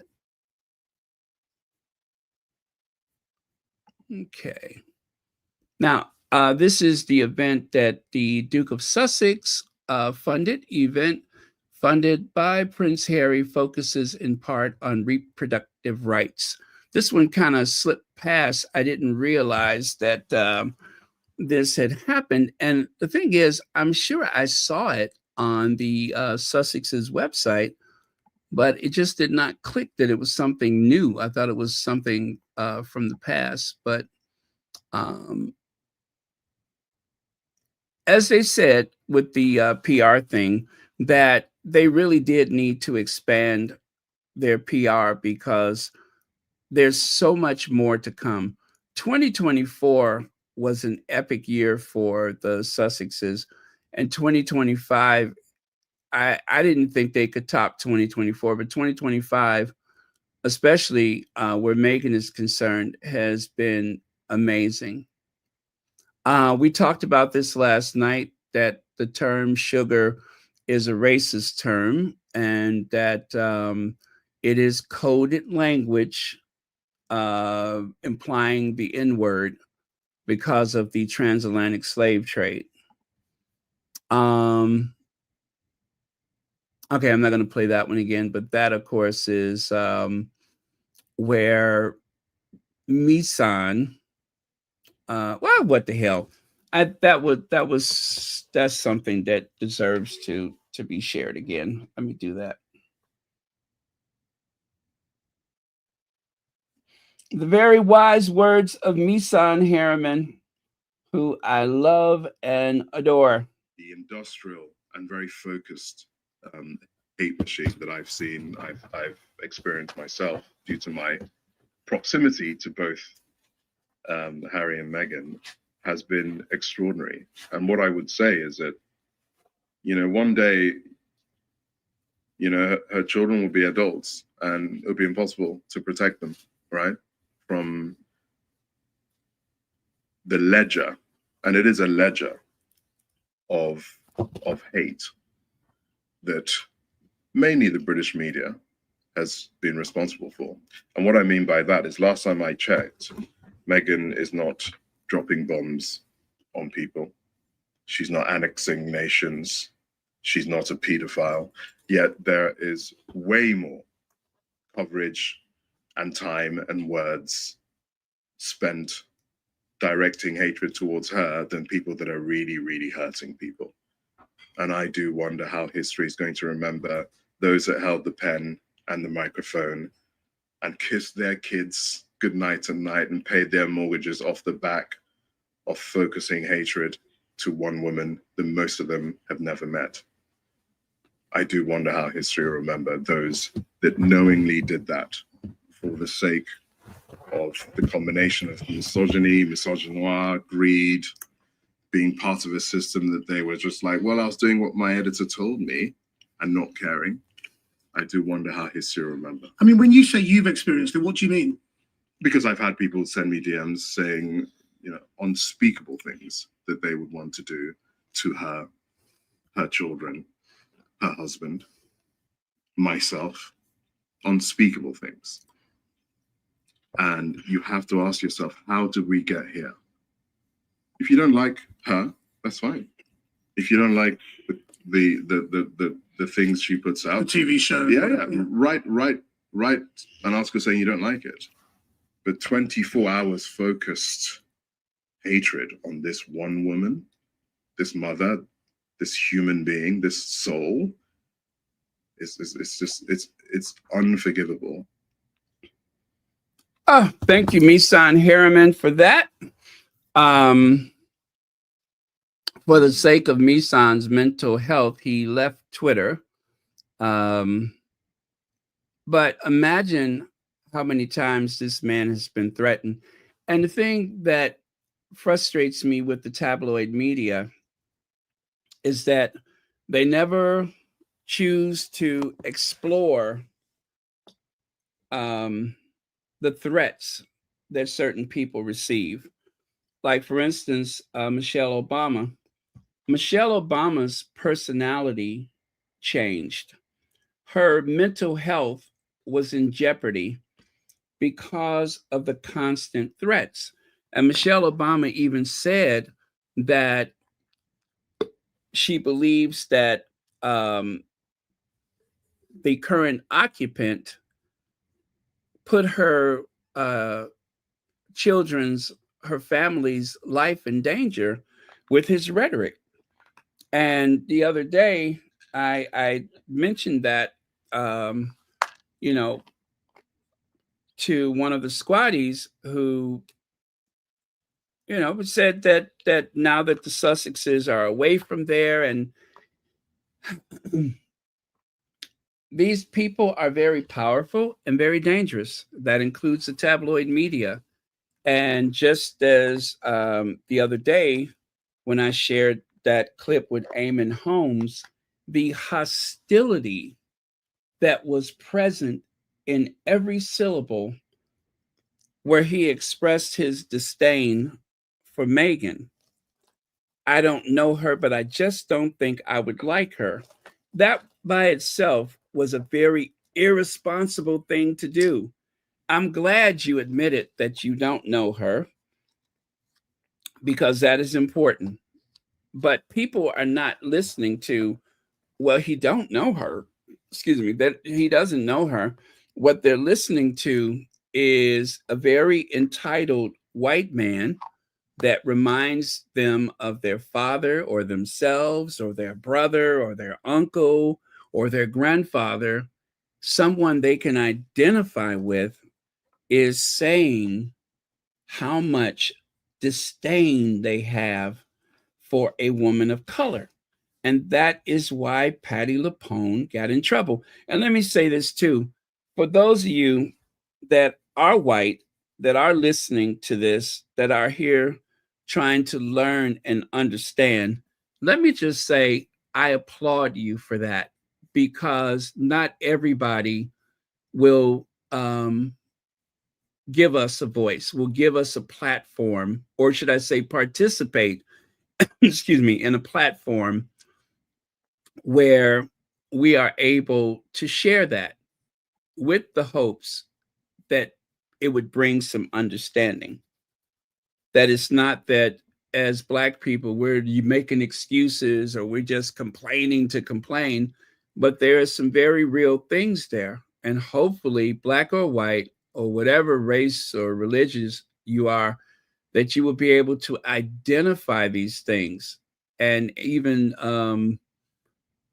to whatever your ability to explain it, to stop it, to bring some understanding. So again, I applaud those of you who don't have to be here, who doesn't have to listen to this. Thank you for hearing our voices.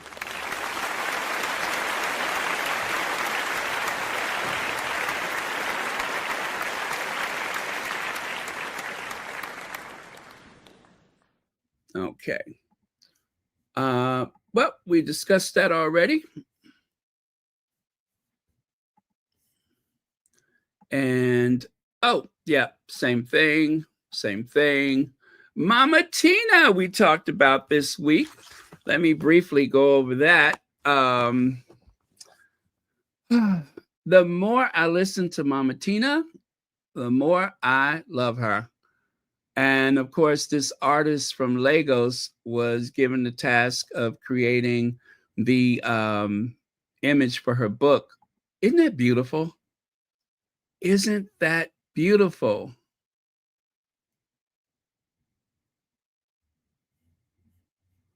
I love that. That's amazing. His name is Kalani. Is it Fatai?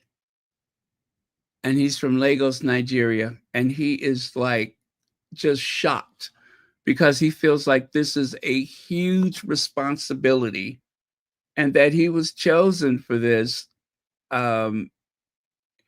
He's so humble. He felt like he was not, this was not supposed to happen for him, but it was supposed to happen, and it is. And and now this man will never go hungry. He will never go hungry again in life. So cheers to that. And shared this last night. I'll go through this quickly. Daughter takes mom on flight to Europe. Mom gets a meaningful surprise when she boards. She finds out that that she is taking a first class flight. Yeah. Paris, Rome, the Isle of Capri, and a couple of other places I think I skipped, but check it out. Totally surprised. She's like, I've never been on a plane like this before. And look at mom in the background on the right, sipping her champagne. But you know what my favorite is? Did I pass it up? My favorite is the one on the left. Mom took a bite of that food and put that hand up like she was in church. She put that hand up like she was in church. Not church, but church.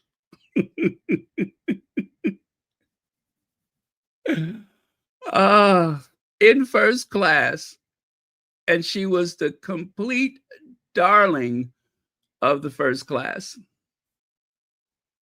And of course, did I mention the Netherlands? They went running through the tulip fields. What a great daughter. What a great daughter.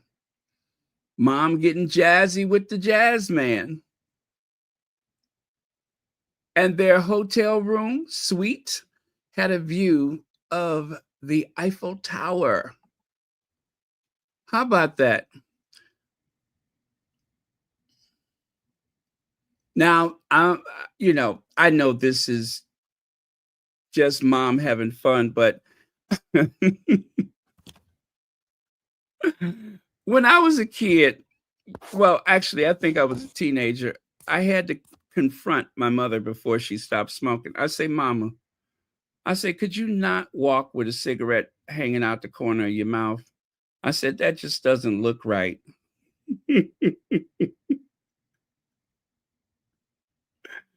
I said, that doesn't look right. I said, you look like you're about to call in a hit or a favor or something like that. You look like a mafioso. Please don't walk with that cigarette hanging out the corner of your mouth. I don't like that for my mother. Well, I probably would have been like, Mama, you are not posing on a corner. I don't care if we're in Rome. You are not standing under a street light or a stoplight posing. Even though you're just having fun, I probably would have been like, okay, Mama, I'm not taking this picture. But, I'm just saying, they're having fun and everything. And Mama was in the moment, but I'd be like, I ain't taking that picture. My mama don't take pictures on corners. But anyway, if you want to see more about their travel, if you want to see the videos that are available, go to Instagram to Crystal Nicole, and everything is there. She's an influencer and she has a huge following, as you can see, just under 500,000 followers. And that is just for the Instagram. She also has a thriving TikTok account, among other social media spaces. So definitely worth checking out.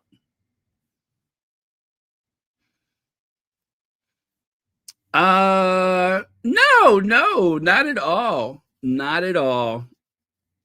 Not at all.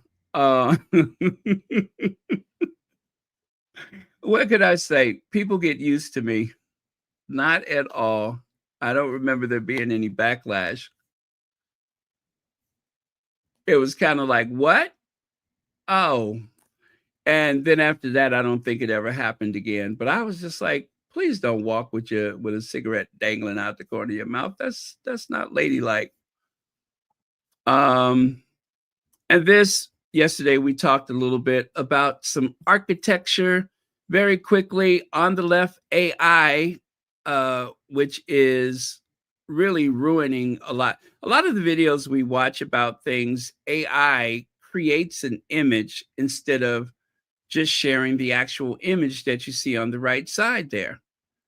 And that is the famous 1888 Rookery building in Chicago in the financial district. And this is the gorgeous interior, remodeled by Frank Lloyd Wright in 1905 with white marble inlaid with gold leafing,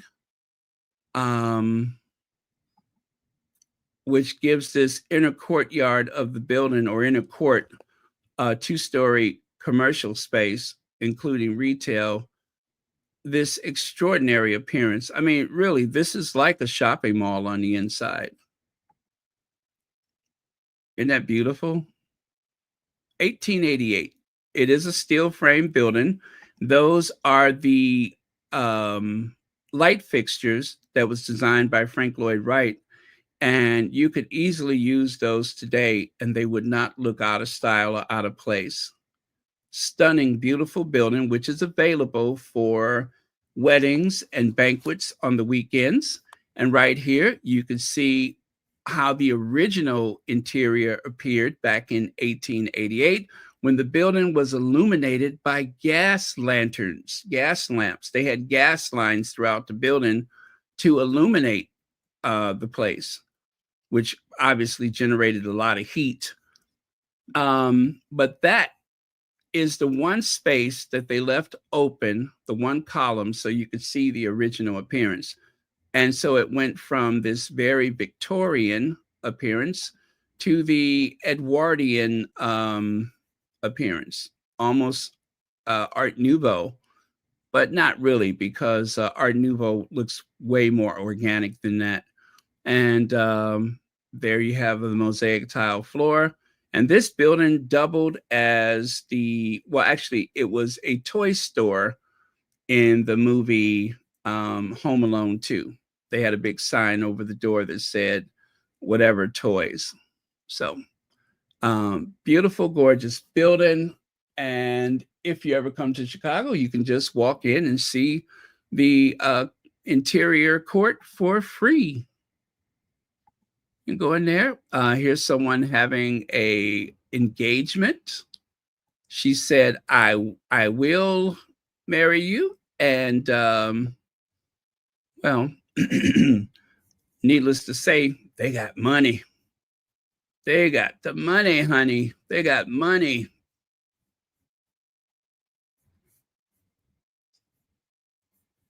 Okay. Don't forget to watch Royal Duchess's latest installment. That was amazing. Just for the fun of it, I pulled those out again. We do have to give our prayers and acknowledge the glacier collapse that wiped out a Swiss village of Blatten, I believe, or Blaten was the name of it. One person is presumed dead, a 60-something-year-old man who is probably the only fatality, but the 300 or so people in the community were evacuated because they were afraid that this glacier was going to wipe out the town. And as you can see from the scar on the side of the mountain, that's exactly what happened. So those people were displaced. Subtle and sometimes not so subtle way, Meghan Markle and Prince Harry repeatedly turned the spotlight on themselves to create Sussex distraction. You guys, I laughed when I saw this. You know, they were trying not to acknowledge. Oh, you're welcome, Connie Bummer. They were trying to not acknowledge the Sussexes for everything that they've been doing. And in particular, when Harry went to China, oh my God, you couldn't even find the story.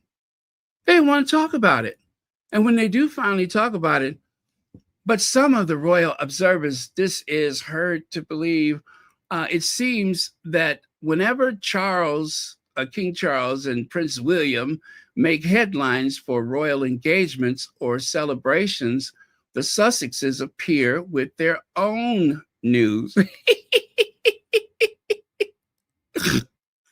Woo! I love it. I love it, love it, love it. They all upset about that because the Sussexes have their own news.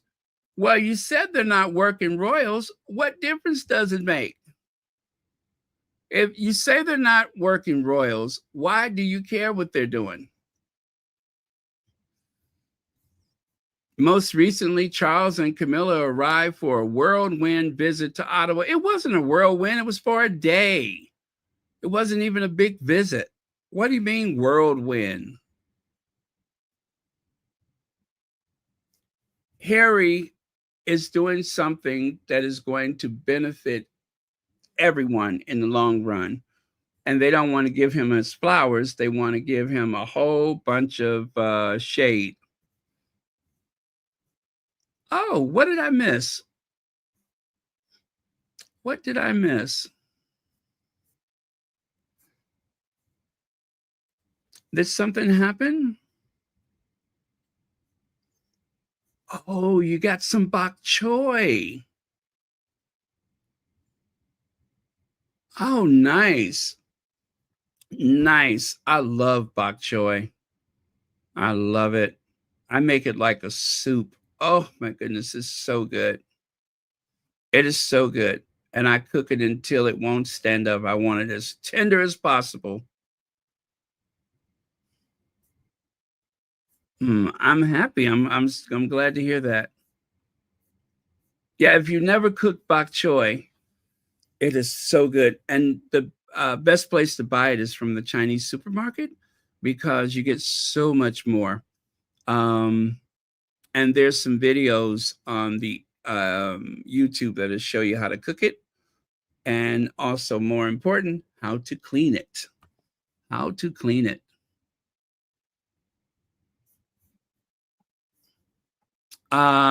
Okay, that happened.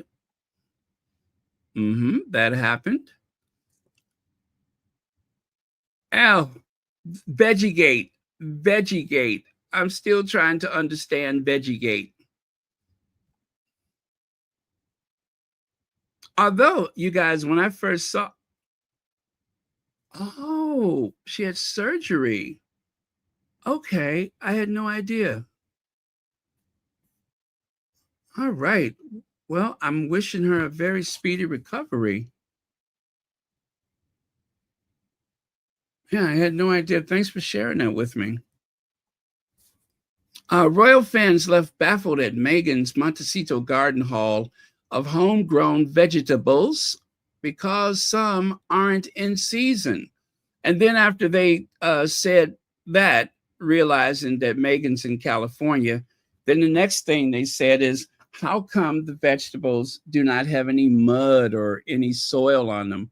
Well, we all know that Meghan has an outdoor kitchen with an outdoor sink. So why would you walk past the sink and bring in vegetables that have anything on it when you could even, cut the unnecessary parts off and quickly put that in your compost? Why go in the house and do it and then have to come back out and add those bits and pieces to your compost? So yeah, they're really grasping with this one. But I'm so happy for Meghan. I'm glad that she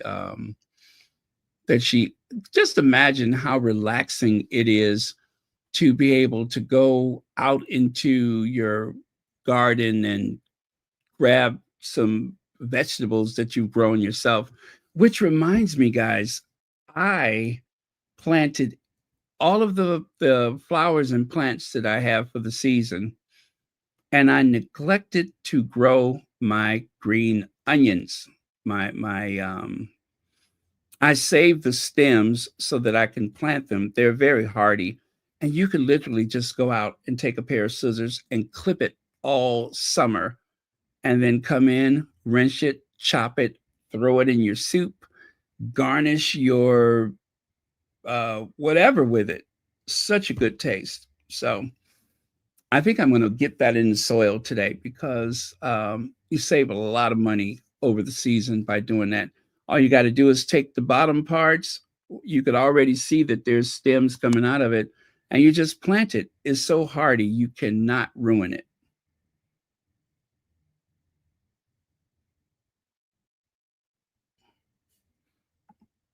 Isn't it though? Isn't it?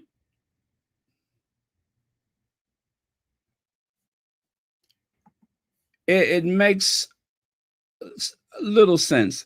And also, Montecito has a microclimate because of the ocean and because of the mountains in the background. They have a microclimate, so their weather may vary somewhat compared to areas to the north, south, and west of them.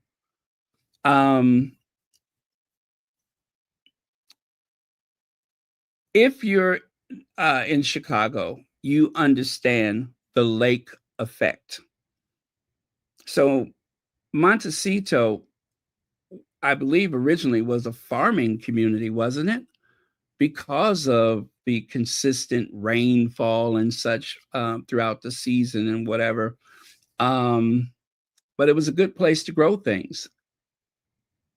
When you're from Chicago, you understand the lake effect. It could be 10 or 15 degrees Fahrenheit cooler near the lake in comparison to the rest of the city, and especially the suburbs. You can go out in the suburbs, it's 90 degrees. You get over by the lake, and it could be 75.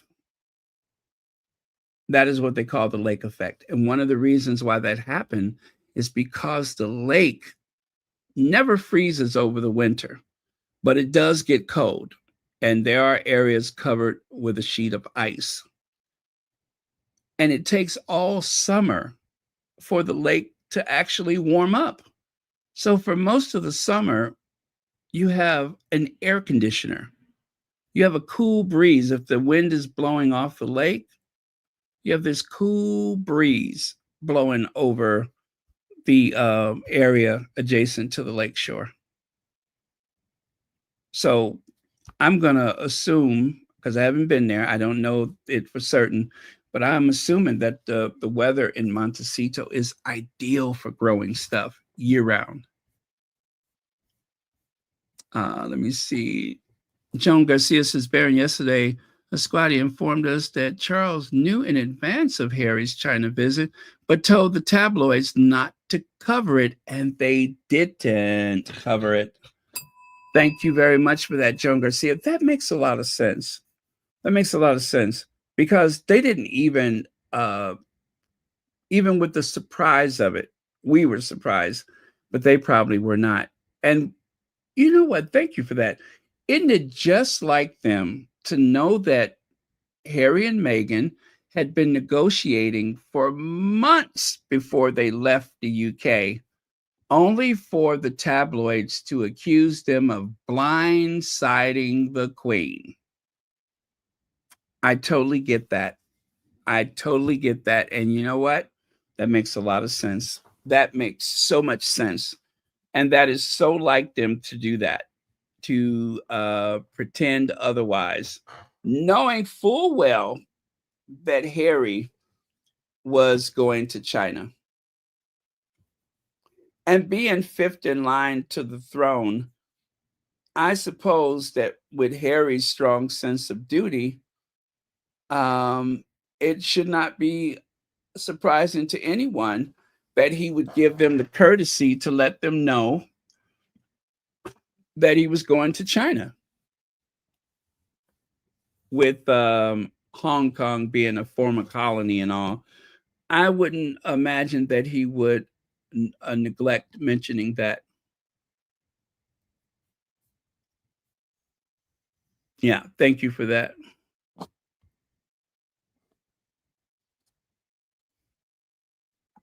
I call Chicago, bust my behind because of the ice and snow, not to forget black ice.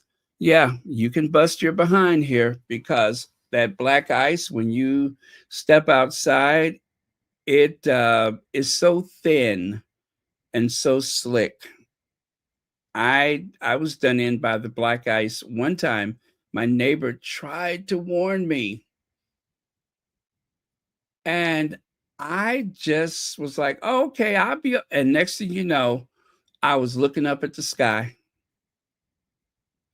Black ice ain't no joke. It's a thin layer of ice that forms overnight. And when you see those videos where it looks like the ground is just wet, it is actually a layer of ice, and you just slide and slide and slide.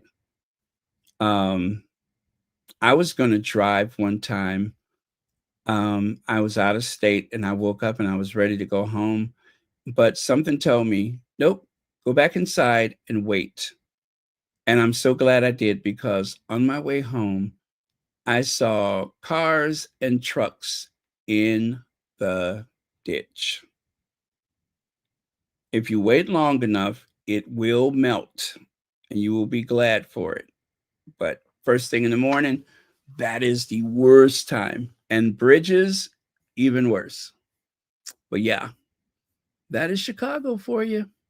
If you don't like the weather, just wait. That's what they always say. If you don't like the weather, just wait. Okay, the fundraiser, which is not doing nearly as well as it has in the past for various reasons. I'm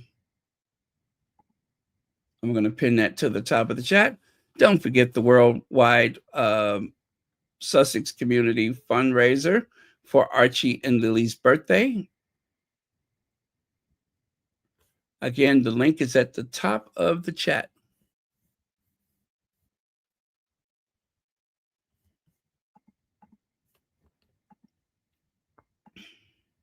What did that say? They don't like you, but still find time to watch everything you do. Okay, we did that already. We talked about Patti LuPone. That is that open letter that was signed by over 500, now they say 600 members of the Broadway community. Vanessa Feltz. You guys,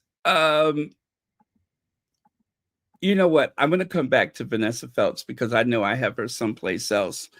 But anyway, both of these people are struggling to maintain an audience because people are just tired of the Meghan this, Meghan that, blaming Meghan for everything.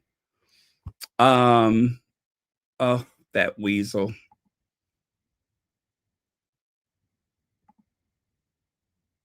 Yeah, and there's a dog whistle right there, referring to Meghan as uppity. A lot of people want to pretend like they don't know what that means, but it, as you can see there, Irene was having none of it. Irene said, uppity is a term racist Southerners use for Black people who didn't know their place. That is one of those terms that they used. Well, if you say throw Harry and his family from the balcony, then the ancestors are going to say throw Eamon from his chair or down a flight of stairs, or some of the other very interesting events that has happened to him where he cannot seem to maintain his upright position. What an awful man. Yes, 3 days to Littlebit's birthday. And then here's a little rendering I created to isn't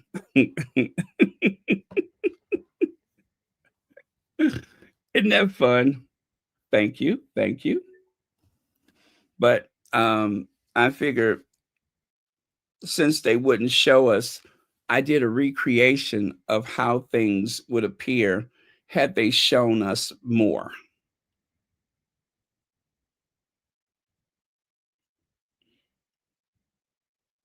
And now for the sound of Eamon Holmes' disastrous fall. Where is that sound at? I mean, it was so interesting. 1 minute they're talking, and next thing you know, his feet are up in the air.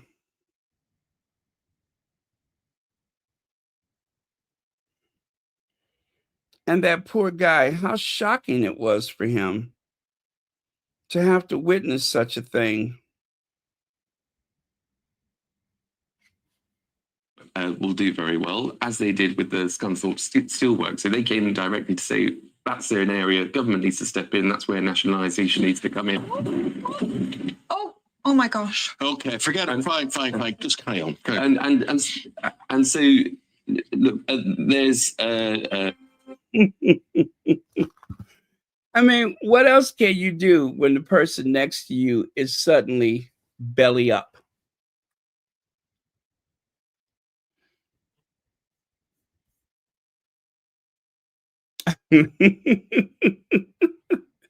Well, I just borrowed it from some of his other images.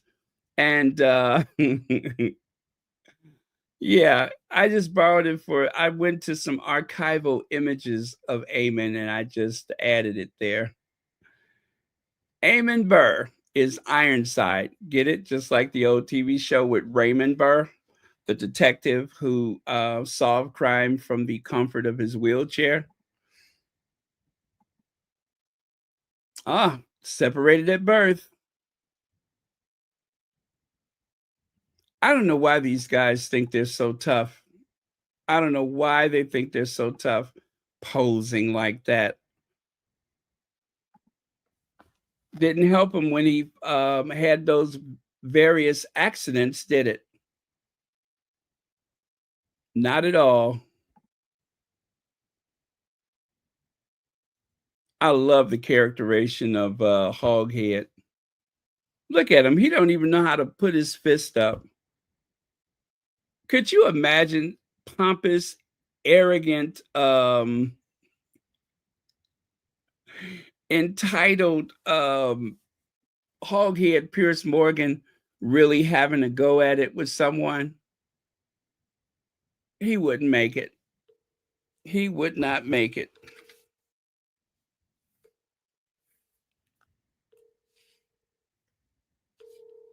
Okay, there we go. He wouldn't make it.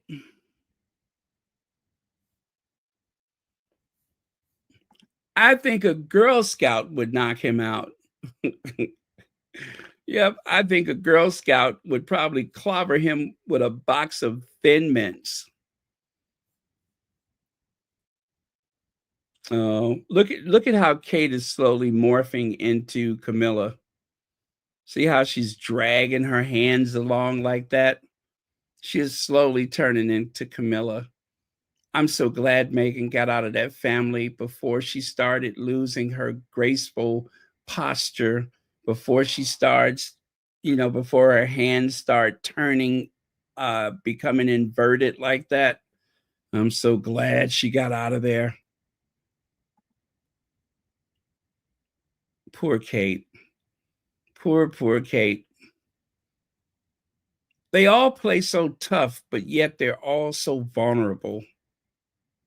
They play it tough, but they're so vulnerable.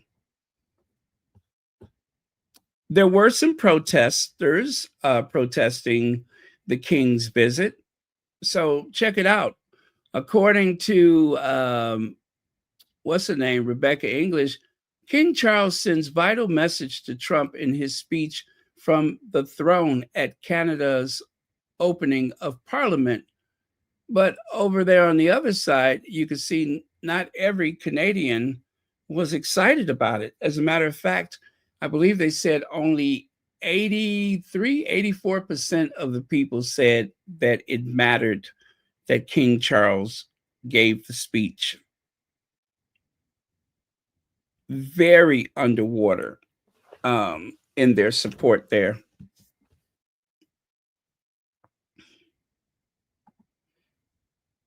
Is he there? Not my king. Yeah, and so this is when I missed it the other day. Remember, I said I shared this, but I didn't really catch on with the I want tubering about it. Yeah, I didn't catch all the I want. But I Am Sage was on top of it. When Harry wanted to do something to help veterans, he did. When Harry wanted to help people make greener travel choices, he did. When Harry wanted to break the stigma around mental health, he did. When Harry wanted to honor his mother's legacy, he did. Notice the difference between Harry and William. He's literally insufferable. The pose, the meaningless phrases, the constant "I want." See what I mean? She was on top of it from the beginning. Harry has people at his disposal and has moved money, has more money than most. And instead of channeling that for something good, William has people at his disposal. Did I say Harry? And has more money than most, but instead of channeling that for good, all he does is brief sycophantic press that he is keen to do something. Do it then. Do it.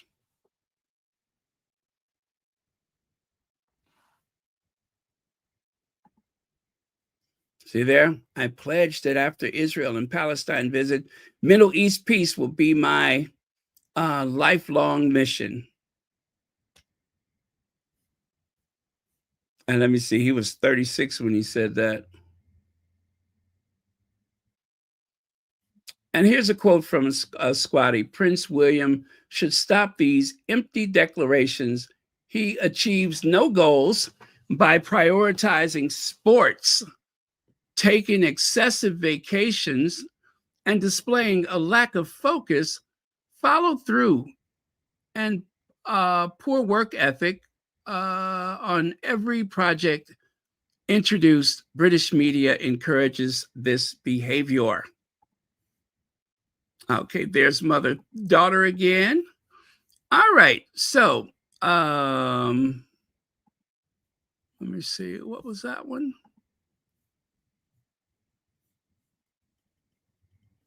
That was the 30th?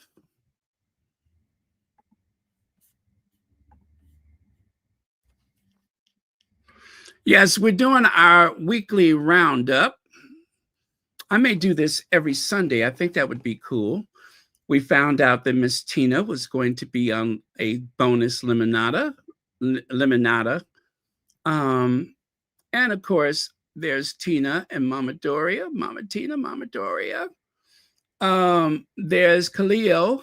Kaleo, what an inspiring story. He comes from Brazil to the U.S.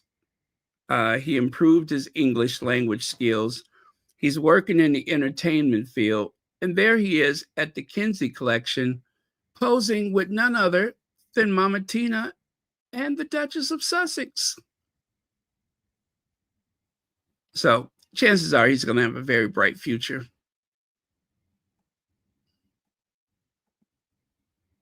Oh, you guys want to listen to this one again? Do you guys want to listen to this one again? Remember this one where Tina, well, let's just do it. Oh my God, I love this. I love this.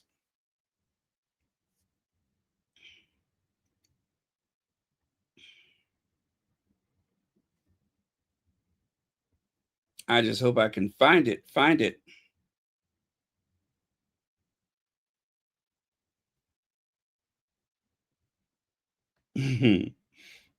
Okay.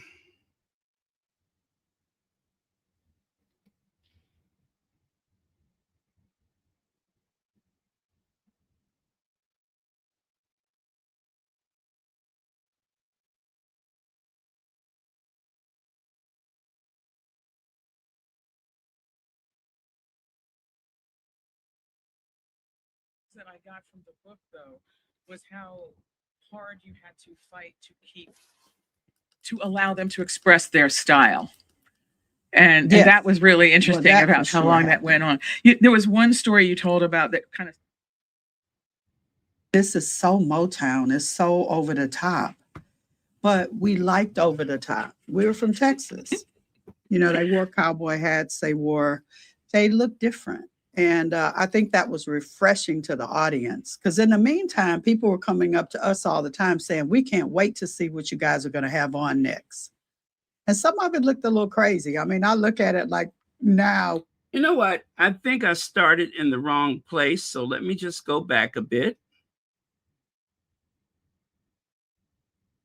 Had to fight to allow them to express their style. And Yes. that was really interesting that about for how sure long that happened. went on. There was one story you told about that kind of stands out to me. There was a magazine cover shoot where they wanted to put Beyonce's hair in a bun. And you were like, they're not going to put your hair in a bun. Why does her hair have Right. to be in a bun? And also Maxwell was in that same cover shoot. And you Yes. talked about the fact that this was at a point where, if people know Maxwell, he had this crown of hair that was kind This of his beautiful signature, crown of hair. but they wanted him to put on a hat. Now, what was that about? And you were like, don't let them make you put on a hat. You took his hat off and were picking out Right. his I took hair. his hat off. I didn't even know him. They put a Big Apple hat on him, which was very cute because, he's gorgeous no matter what, but he looked sad. And so I walked over and I said, why do you look so sad? And I didn't know him. And he said, oh, they made me put this hat on. And I said, well, and I took it off and I took my pick and started picking his hair out. And Beyonce was mortified. I looked over at her and she was like, Mom, what are you doing? You don't even know this man and you touching on his hair. But Maxwell and I connected that day and we're really good friends. And, he tells that story all the time because why did they want Beyonce to put her hair in a bun and for him to put a hat on? Why did they? To me, it was maybe not intentional, but it was, a microaggression. Like you guys kind of toned it down. And I didn't like that. So I spoke up and I was just so green that I didn't even know who these people were. The photographer who wanted it done. Well, you tell that story over and you had a number of stories like that. Hey, wasn't that Annie Leibovitz? Wasn't that Annie Leibovitz Yes, who was kind of famous? And you're like, you know what? We're not doing it. Not kind of. I was like, I really didn't know who she was. And it wouldn't have mattered if I had known who she was because I just wasn't putting Beyonce's hair in a bun. Well, because that was not her signature. It wasn't her look. Well, you had this, but you talked about this happened like over and over again. And in fact, one of the music companies that you talked to actually talked to your ex, Matthew Knowles, who was their manager, and actually said to him that you were holding the girls back. Do you want to tell that story? Well, just because they were just doing what they knew and they felt like, 4 Black girls, curvy country Black girls from Texas with big hair and very Motown-esque costumes were not, that wasn't the style. They were right, and that wasn't the style then. There were all these pop icons with huge careers, and they felt like they should look like them and they should wear jeans and midriff tops. And they were like, this is so Motown, it's so over the top. But we liked over the top. We were from Texas, I love that. We like over the top. We're from Texas. So yeah, there you go. I love that story. I could imagine the look on Beyonce's face. Ma, what are you doing? You don't even know him. But as Tina Knowles says, I have many, many children. I didn't give birth to them, but they know they can come to me for advice, or they can come here and eat whatever they need. They know I got their back. So that's very sweet. And that's why she's so successful. That's why she is in the place that she's in right now, because of how much she gives of herself. So God bless her for that. Oh, before I realized, I totally missed the caption. I didn't realize that Meghan said that it was from her garden, but I had said, how do we know she didn't go to the farmer's market? I mean, look at the bag that she has there and look at this bag. Wouldn't be out of character for her to go to the farmer's market, but now we know better. This one was pretty good. Let me see. What was she talking about? I almost forgot. Um,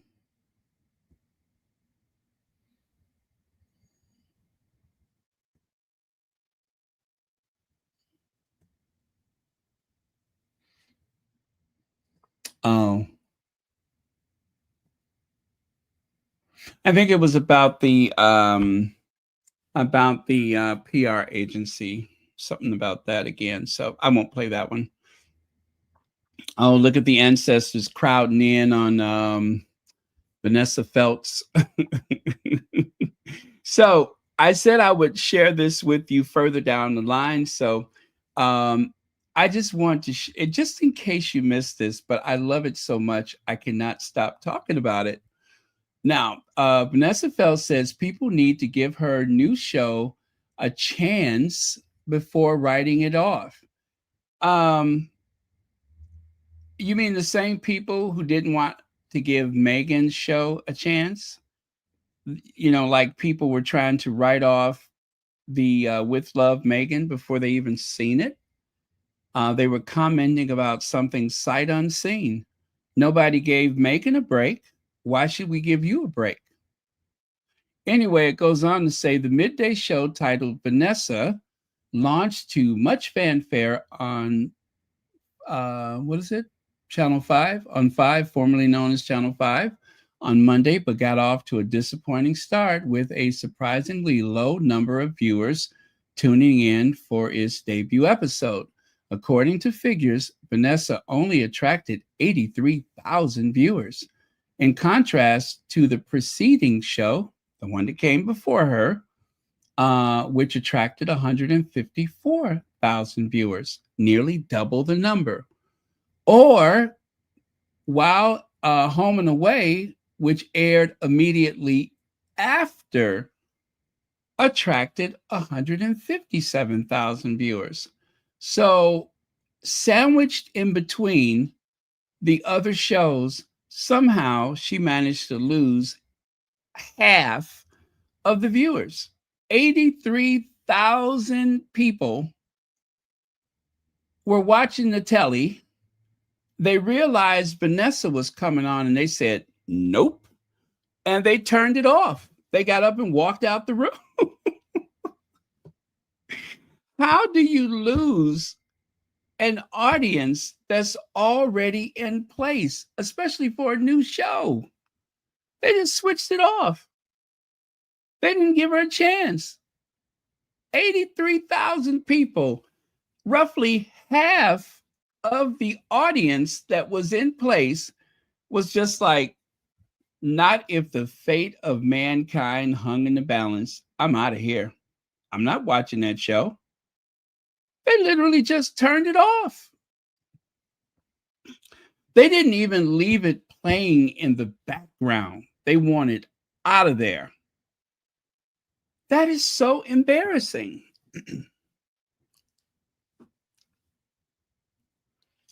And you want another chance?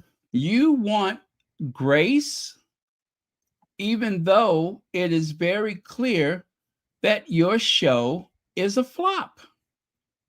And not just you, they're going after loose women. Yes, a staple. Loose women, which can either be seen in 720 definition, or you can see it in 4K. I recommend the 720. The eyes you save may be your own. See, 720p, 4K, 720p, 4K. So the choice is yours. Maybe if they stayed away from the 4K, they wouldn't have, had any problems. But be that as it may, whatever level of clarity you have in viewing their show, it's just not doing so well. So 720, 4K, 720, 4K. Got it? Got it. I know I'm so shady. I love doing that. It's enough to make you want to go. Wait a minute, where is it? Yeah, it's enough to make you want to just pucker your lips.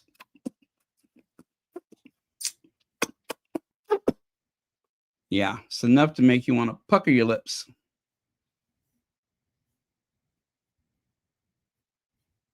Okay. Yeah, so Vanessa, you ain't got long, girl. They are going to relieve you of your duties on the brink as ratings plunge after crisis talks.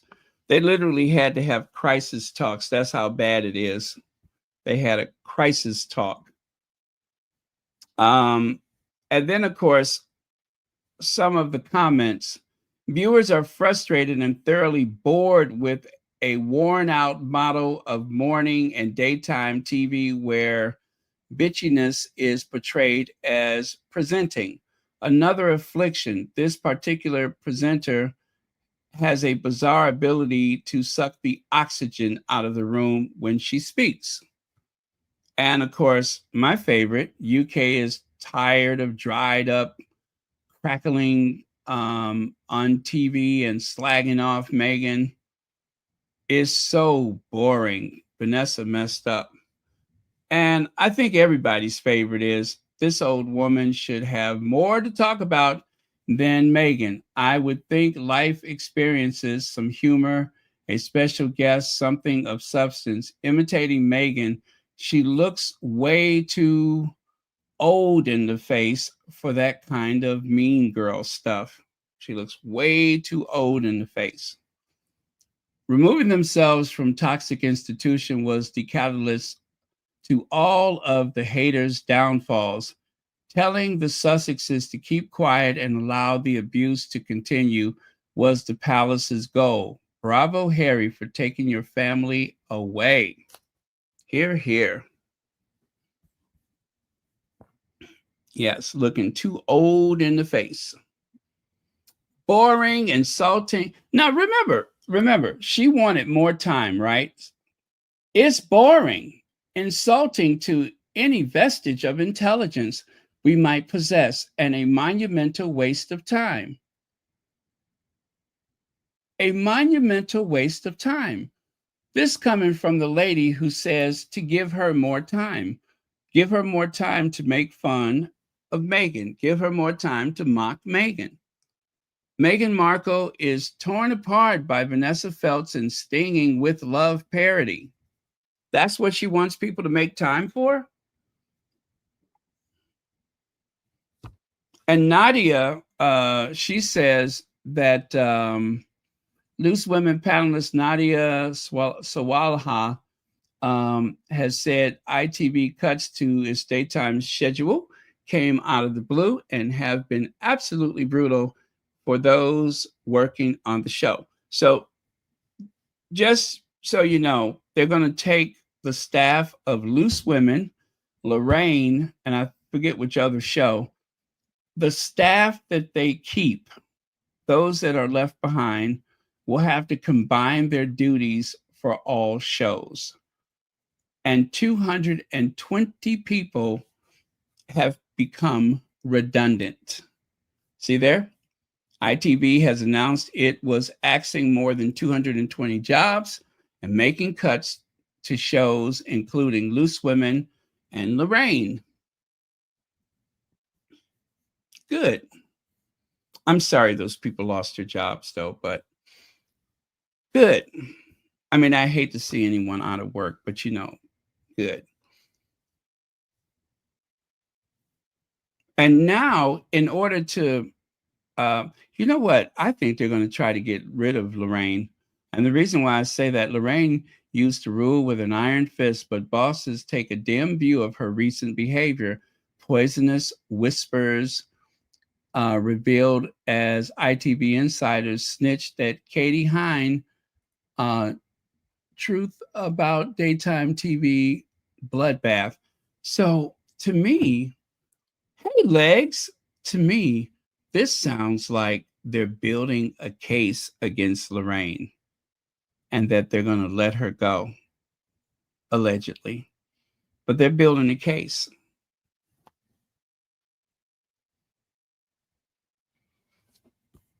Okay. When you're digging a hole for someone, remember to dig one for yourself. Yes, dig one for yourself.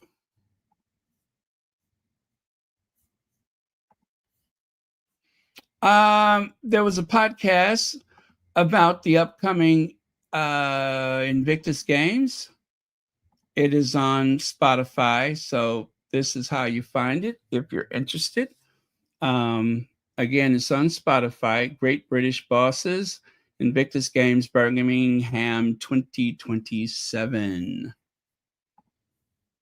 And we talked about that already. Look at that look on her face.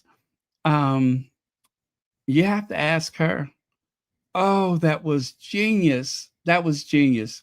This is why Audra McDonald is the absolute darling of Broadway. The girl is smart. She knew just to keep it classy and let the other one bury herself. And that's exactly what she did. She kept it classy. So cheers to Audra McDonald for playing it cool when it was necessary. Ooh,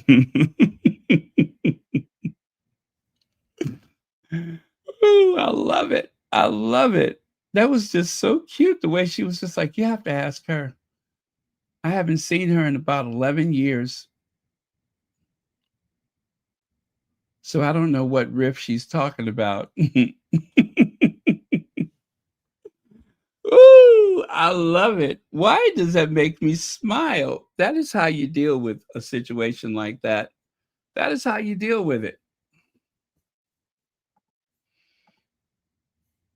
And that way you come out, you come out of it smelling like a rose.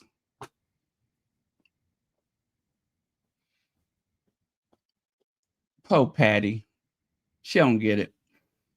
This is the pendant that Meghan has been wearing on occasion. It benefits a foundation, Wild at Heart Foundation Fund Animal Welfare Project.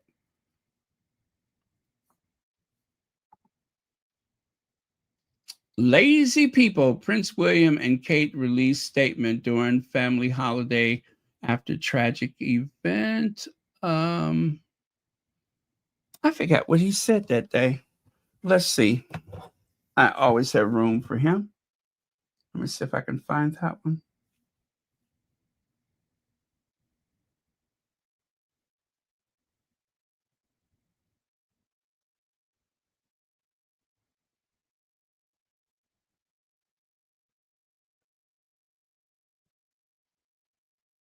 Oh. Let me know what you think. Morning, friends. Happy Wednesday. How are you doing? And in the biggest surprise since water is wet, the sky is blue, grass is green, we're finding out today from Hello that William and Kate are on yet another family holiday. And you just cannot make this stuff up, literally, because it's taken a national security incident in Liverpool for this information to be released by Hello, because there has to be some explanation on why these two cannot visit a city that's currently in shock. Now, thankfully, if you've seen the Liverpool coverage all over the media, thankfully, people are injured. No one has left this planet as a result of it. But it's still, with over 40 people hospitalized, 4 of them in a really serious condition, you would have thought that the hard-working, not British royal family would have sent at least one representative to the city. But no, Kate and William, on holiday yet again, have to do the usual thing of writing a couple of sentences about how sorry they are. Not deeds, just words. The opposite of what the suffragettes literally gave their lives for in the UK. It's just madness. It is just literal, absolute madness how lazy these people are and how the rest of the royal family, to be honest, aren't that much lazier. All right. Thank you, Martin. I love the way he lays into that lazy with a capital L, lazy. But really, though, how lazy are they? Are they lazy enough to inspire a characterization in a cartoon? Lazy? Yes. Yes, they are. See there? Somehow they managed to capture them. One of the funniest things about this cartoon was how they depicted those two as lazy, lazy, lazy, lazy, super lazy. I mean, whoever did this cartoon, especially William, Kate, they should have made her face a little wonkier. You know, she has that one side that's up a little higher, but that's okay. But William, oh, they really managed to capture him. That is William all the way. Lazy. This guy right here wanted to protest Harry about going to China, said he should have done a Zoom call. Harry has never lectured anybody about fossil fuels. That's the other brother that is the hypocrite. I have never seen where Harry has told people not to fly or not to fly private or not to fly it commercial. I've never seen anything where Harry has said that. And then they pull Meghan into it by calling her a hypocrite. I've never heard Meghan speak about what do you call it? Carbon emissions and such. What Harry has spearheaded was he's the founder of Travelist, which helps the consumer take the option about how they travel or whether to travel at all. That is the whole point of Travelist, is that people who want to know how much carbon emission is generated from their travel or from their hotel stay or whatever, they make that information available. That's it. It's not a lecture about whether or not to travel or how you travel. It gives the consumer the ability to choose. Plain and simple. But they insinuate somehow that the Sussexes are pushing the issue when they certainly have not. I've never heard that from the Sussexes ever. So,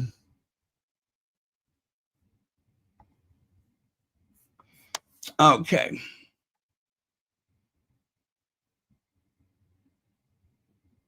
Yep, the tabloids were triggered. Prince of Wales, founder and president of Earthshot Prize, this morning receives Jason Knopf. Now, I don't know what receive means. Of course, I have, a theory. I think it has something to do with a pulled pork sandwich.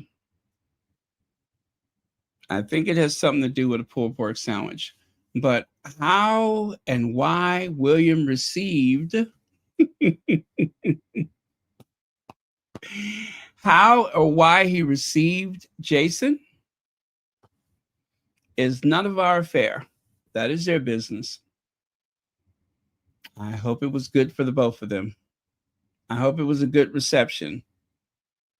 And if you can see here, the shock of some of your favorite memes as they react to the idea of the Prince of Wales receiving Jason Knopf. This is their reaction to him receiving Jason. whatever that means. You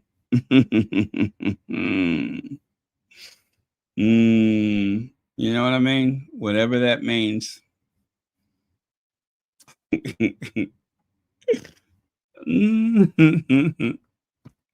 Even the pictures on the wall are trying to figure out, what does it mean to receive Jason?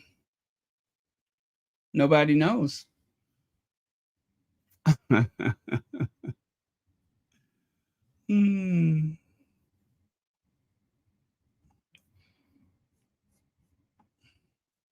Okay. Shall we continue? How many more do I have left? Oh my goodness. That was okay. I'm going to speed it up and go through these. Yeah, I can do that. We've done that. Done that. Oh, how sweet. Still, we need to stop and take a look at that. How sweet. Audra McDonald, who has been a staunch defender of the Duchess of Sussex. She was so worried about Meghan. Had never even met her, but she was so worried about how Meghan was coping with all the nastiness that was happening while she was pregnant with Archie. How could she endure while she was being viciously attacked by the tabloid media? And as we all know, anytime somebody speaks up for the Sussexes, they instantly put themselves at risk of the tabloids attacking them. But Audra is a class act, and she just could not be bothered. She was like, whatever, I don't like it.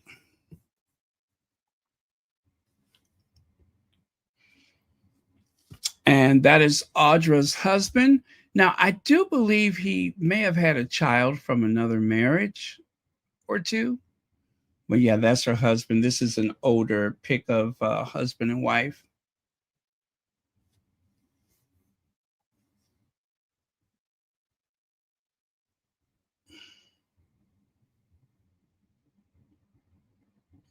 Yeah. Oh, look who got in trouble for his shoes. Right? That happened. Gosh, this was a busy week, wasn't it? And just a reminder, there's a trend of wearing sneakers and suits. Love Quebec. Quebec legislature votes unanimously to cut ties with the monarchy. Yes, love that.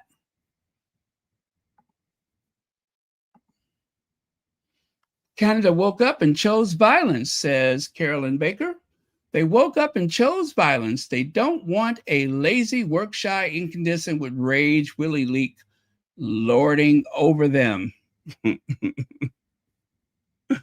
I love that. And there's Camilla looking at the camera again. She's always looking at the camera, like the cat that ate the canary. You can even see a little yellow feather sticking out the corner of her mouth.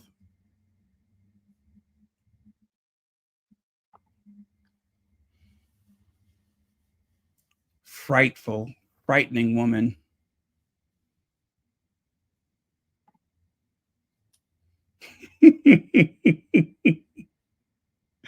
Good Lord, I forgot I put all those on there.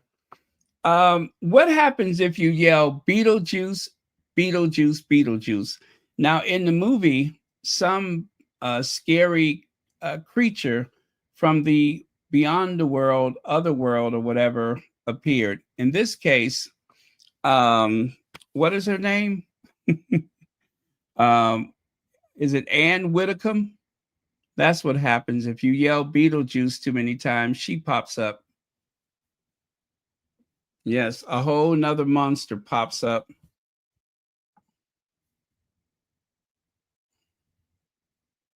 Yeah, so if there's little kids out there doing that challenge to say Beetlejuice 3 times, be careful.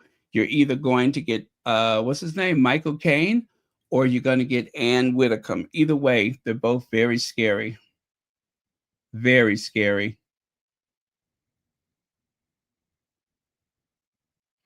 Just imagine her biting into you with those yellow, jagged teeth of hers. Oh, and that happened. They were having too much fun with this on social media.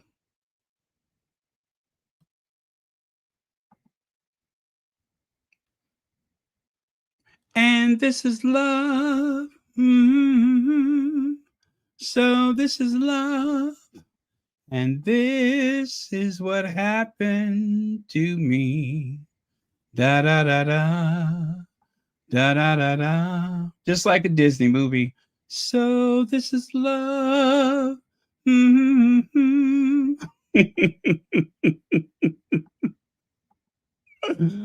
Oh, see there? We went through a whole day. That was fast. How many more we got left? Let me see. That was the 28th, 27. Okay. We got 3 more to go. Actually, did I do this one already?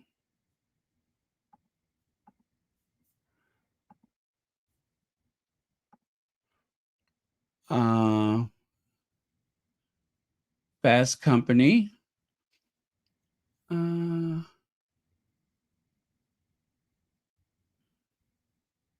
Oh yeah, Fast Company is the name of the magazine, and they put out a correction. This story has been updated to reflect that as ever products may be restocked in the future.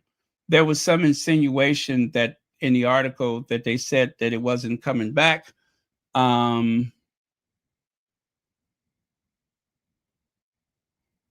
Okay.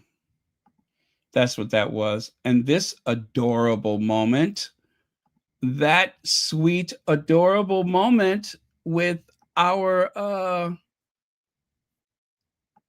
Lilybit, whose birthday is coming up, by the way.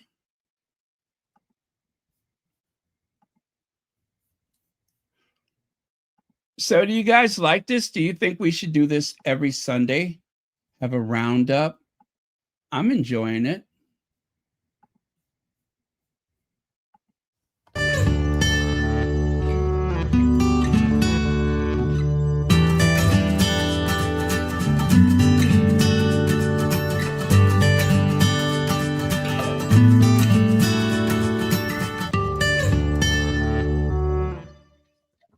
Very cool.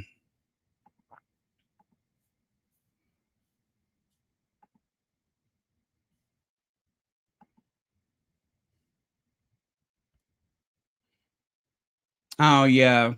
So those are the 2 ladies that were featured on Confessions. Spanx founder Sarah Blakely on the last episode of her podcast.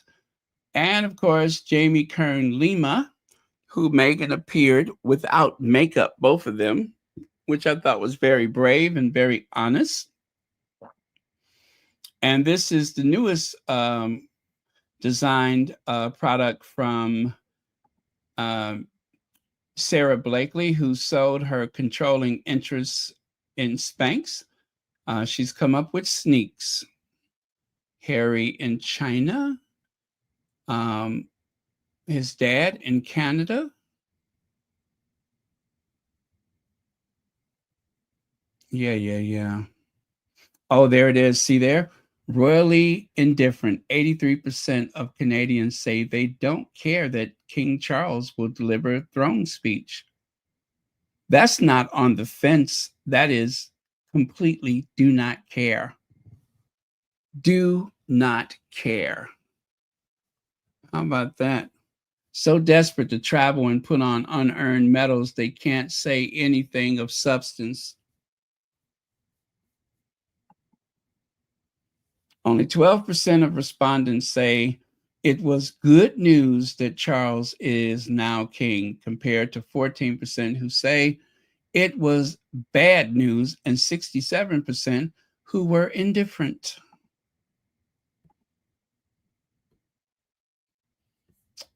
And when it comes to Camilla, there is, the how do I put it? There is the Neiman Marcus catalog queen, and then there is the Tamu queen. You guys, Duchess Royal referred to Camilla. Well, anyway, I'll let you have to watch it yourself, but I was on the floor. I was on the floor. It was so funny. Not only does Duchess Royal have a lot of great information, she has an incredible sense of humor.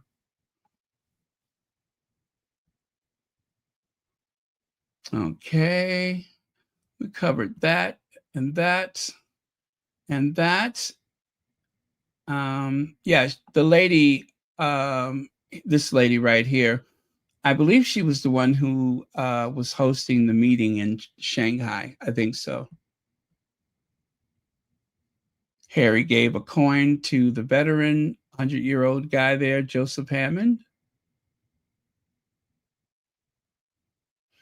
Oh, yeah. Remember, they said Harry is a stay-at-home dad with not much to do. And just after they wrote that article, next thing you know, Harry pops up in Shanghai, China. What perfect timing.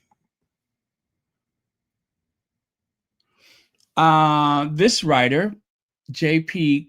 Kanabo, I purchased the book that you see there on the right side, but there are several books available. You can go on the, what do you call that? The Amazon, and you could purchase those books if you want to support their work and you want to read something interesting. And as you can see here, oh dear, the Daily Mirror is worried about Prince Harry again. This time, they've wheeled out the Channel 5 documentary and a clutch of commentators to paint a picture of the Duke of Sussex as a man adrift, a lost soul, a stay-at-home dad without much to do. As one quote has it, this from Anne Widdecombe, that's the one you see when you yell Beetlejuice, a woman whose public opinion has been echoing through the damp corridors of irrelevance since approximately 1995. Yes, that Anne Widdecombe, the one affectionately known in her political heyday as Doris Karloff. Doris Karloff, not Boris Karloff, but Doris Karloff. I love that. The one whose career trajectory took her from the conservative front bench to dancing awkwardly on reality TV. The same Anne who now hangs on Nigel Farage's every word is apparently an authority on what Prince Harry should be doing with his life. How is he spending his life? She asked. I've heard people say he's a stay-at-home dad without much to do, possibly. Well, again, as you can see, this is a very talented writer. Again, you can find the book on Amazon along with, I think, 3 other books. Go ahead and take a screenshot so you won't forget the name, and you can support their work. And just so you guys know, I don't have a deal with anybody for anything I promote. I promote products because, well, if it has something to do with the Sussexes and it's not anything detrimental to the Sussexes, I just promote it. So I'm not saying it's always going to be like that, but I don't have any deals with anybody. I do that because I want to, for no other reason. So, and to support this person's work, I don't know if it's a guy or a girl, I went ahead and purchased the book. So I have that one, and I'm going to add the others to my collection at some point. Oh, we got through that one kind of fast. We are in the home stretch, you guys. Shanghai Surprise. Yes, Shanghai Surprise. One Nation. Oh, that was Memorial Day. That was Monday. That's the whole week, you guys. the other one is on the 25th. That's last Sunday, so I don't have to do that one. But that's the whole week, you guys. We're going to finish with this one. This is the last day. And of course, Monday, I reminded people that back in 2013, Prince Harry spent Memorial Day, which is an American holiday. He spent that holiday that was created by African Americans. That's a true story. They spent that holiday. He spent the holiday at the tomb of the unknown soldier, laying a wreath. He also laid a separate wreath to another soldier on behalf of all soldiers with a handwritten note. That is more of China there.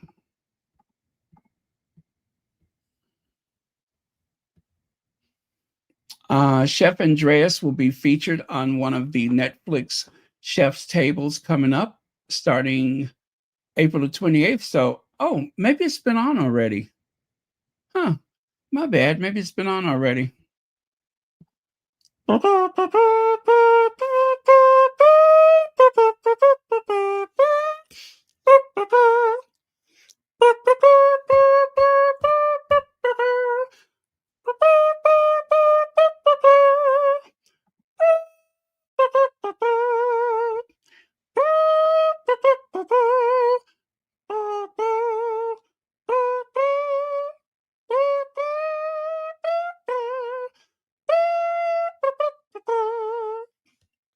All together.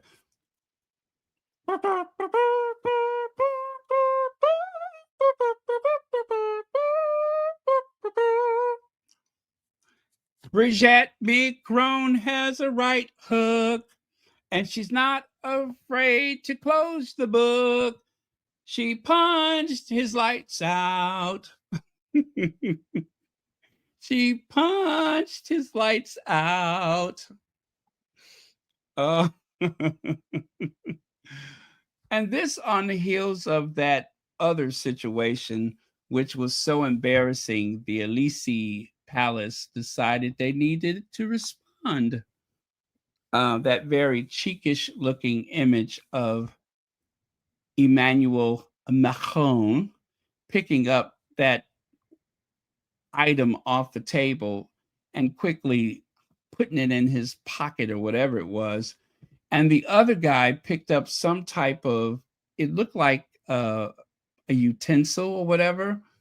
Anyway, it was very dodgy looking, but they say that there's nothing to it. And listen, you guys, with everything else that's going on in this world, I do not want the three leaders of the major Western European nations of the UK, Germany, and France to have any unnecessary embarrassment. So whatever it was or it was not, the alternative in some cases is so much worse.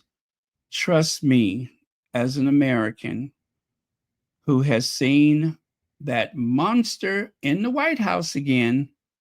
And remember, we tried to warn the world that, believe me, you'd rather have the alleged senile old man than to have that. You'd rather have a qualified woman candidate as president than what we have now. And people said it couldn't get any worse.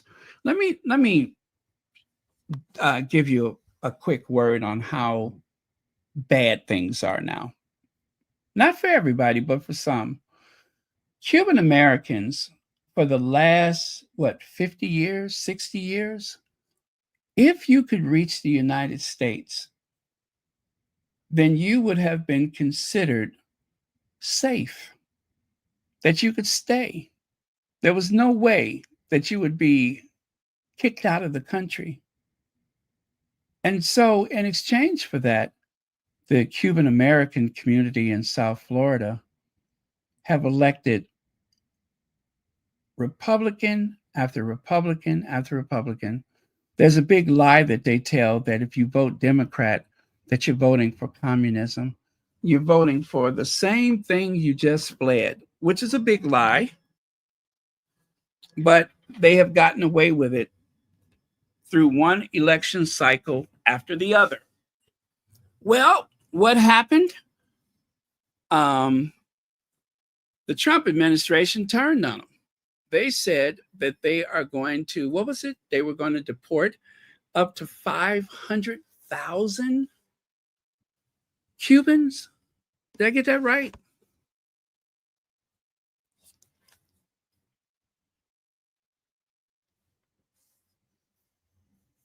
Yeah. But in particular,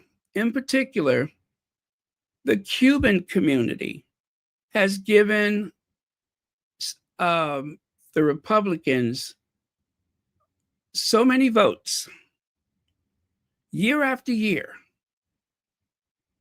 So I don't have a grievance with Venezuelans. I have no grievance with Colombians. It is the Cuban community as a whole, not as individuals, but as a whole. That is where I have to say, shame on you. Shame on you. Should have been paying attention.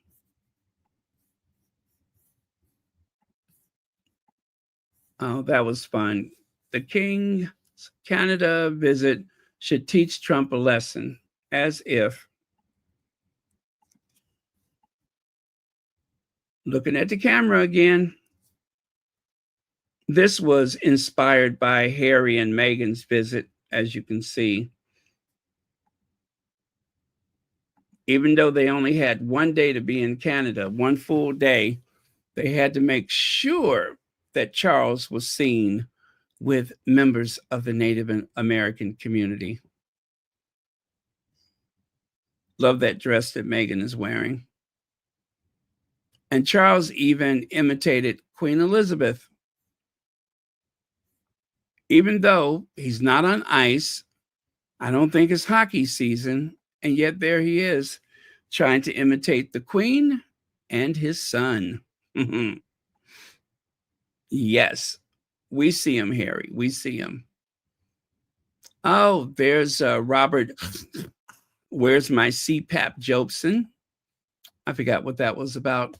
And this again, Memorial Day. Keep a candle burning for all the people we loved and lost in our lives. Let's keep this burning all around the world.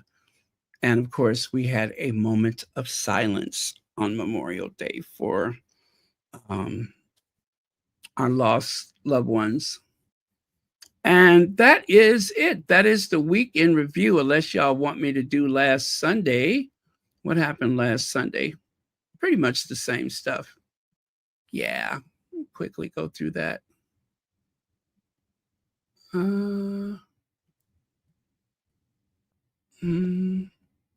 Yep, that was it. That's it, you guys. Thank you so much. Thank you for joining us for this weekly roundup. I really do appreciate your presence here. Now, let me get back to, this is where we started.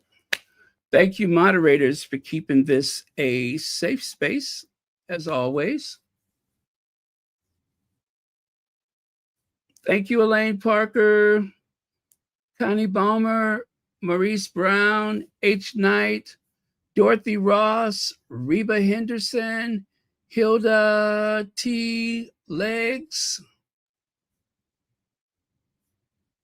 Kathy G., Amelia Rodriguez, Reba Henderson. Did I say that already?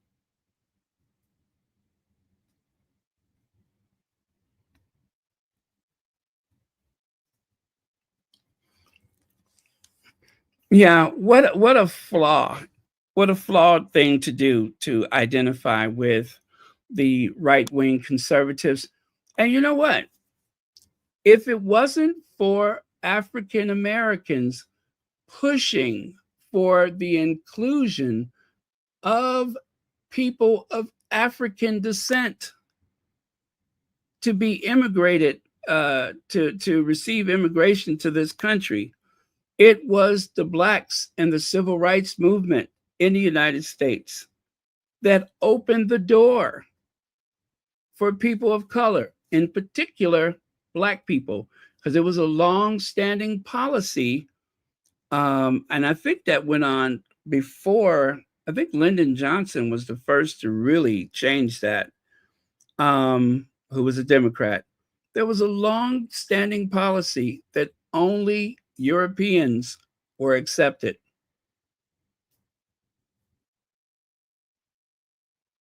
Jimmy Carter opened the door, and several other Democrats, but the Republicans did not want people of color coming here. And some of the people that have been welcomed due in part to the efforts of African Americans seem like they get here and they turn on us. Seem like they get here and they turn on us. And our votes and our support that made their immigration possible. Isn't that something? Isn't that something?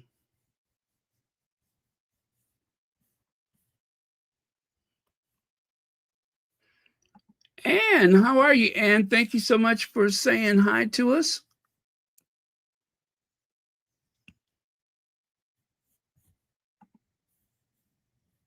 But yeah, no good deed goes unpunished.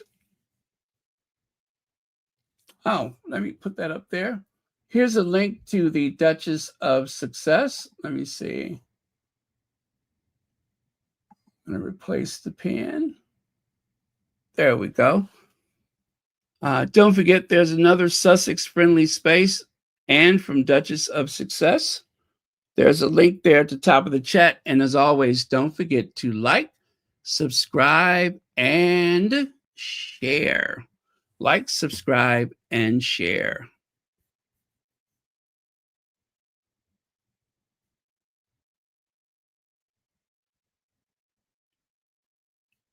Yeah, they used him. They used him and turned him into a pariah, a social outcast.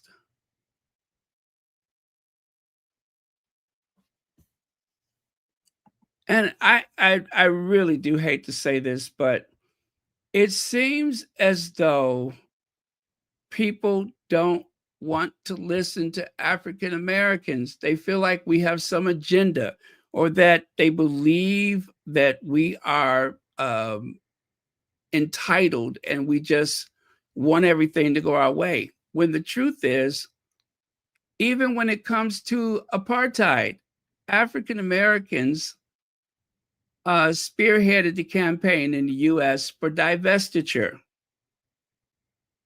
to end apartheid. I believe it started with a group from, what was it, the Polaroid Company or something like that? That was one of the first big groups that was, like divest. Do not support that regime. And yet, it seems like so many people come here, due in part, and I mean a very big part, if you are of African descent and you found yourself welcomed here in the last 50 years, it's because of the African American community. It's because of the Democratic Party. That's why you're welcome here, because if it was left to the other party, you would not put a toe in this country. And that's the truth.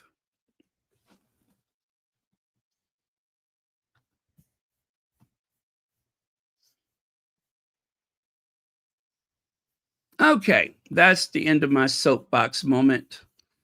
I'm ready to get off my soapbox. Zakoy Farms, we're about to go, but thank you for joining us.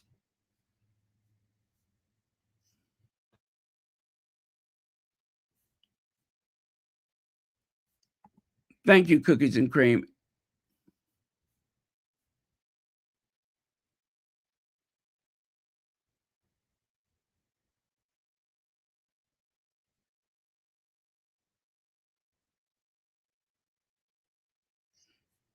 Yeah. It that plays a very big part of it. That plays a very big part of it. And listen, I've worked with plenty Africans. I've worked with Polish. I've worked with everybody. There's practically no corner of this earth that during my work history, I have not worked with people. And I got on well with everyone, and they got on well with me. But it's just there are some bad actors in every community that shows little or no appreciation. The civil rights movement, the huge part of the burden of that fell upon the shoulders of the African American community, and we made sure that people of African descent were able to immigrate to this country. And it seems as though we have not been shown the proper respect or appreciation for that. And that's very sad. And it's very sad. Disappointing is what it is.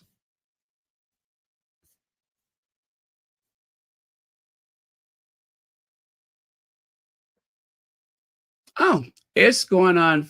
Oh, gosh, it's 6 o'clock. So, oh, it must be midnight in the UK. Oh, my goodness, it is getting late over there, isn't it?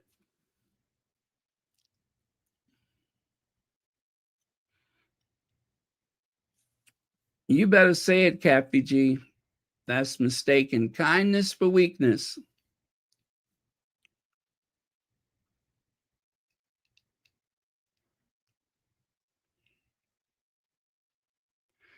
Well, and you guys don't forget, politicians are the ones that benefit the most from a divided community. So I don't like to blame individuals as much as I blame the politicians, because their strength, their oxygen comes from dividing a community. If they can keep communities divided, even if it's down to a complexion or religion or race, whatever it is, as long as they keep us divided, then we are weakened.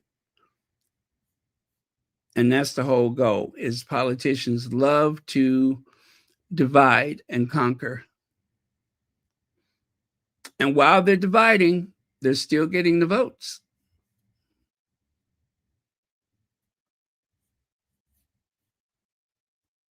Okay, I'm going to end with the Ginger Avenger. No, you know what? We've been doing Ginger Avenger.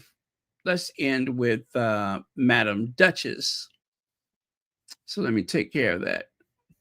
We will take away the Ginger Avenger and replace with the Madam Duchess.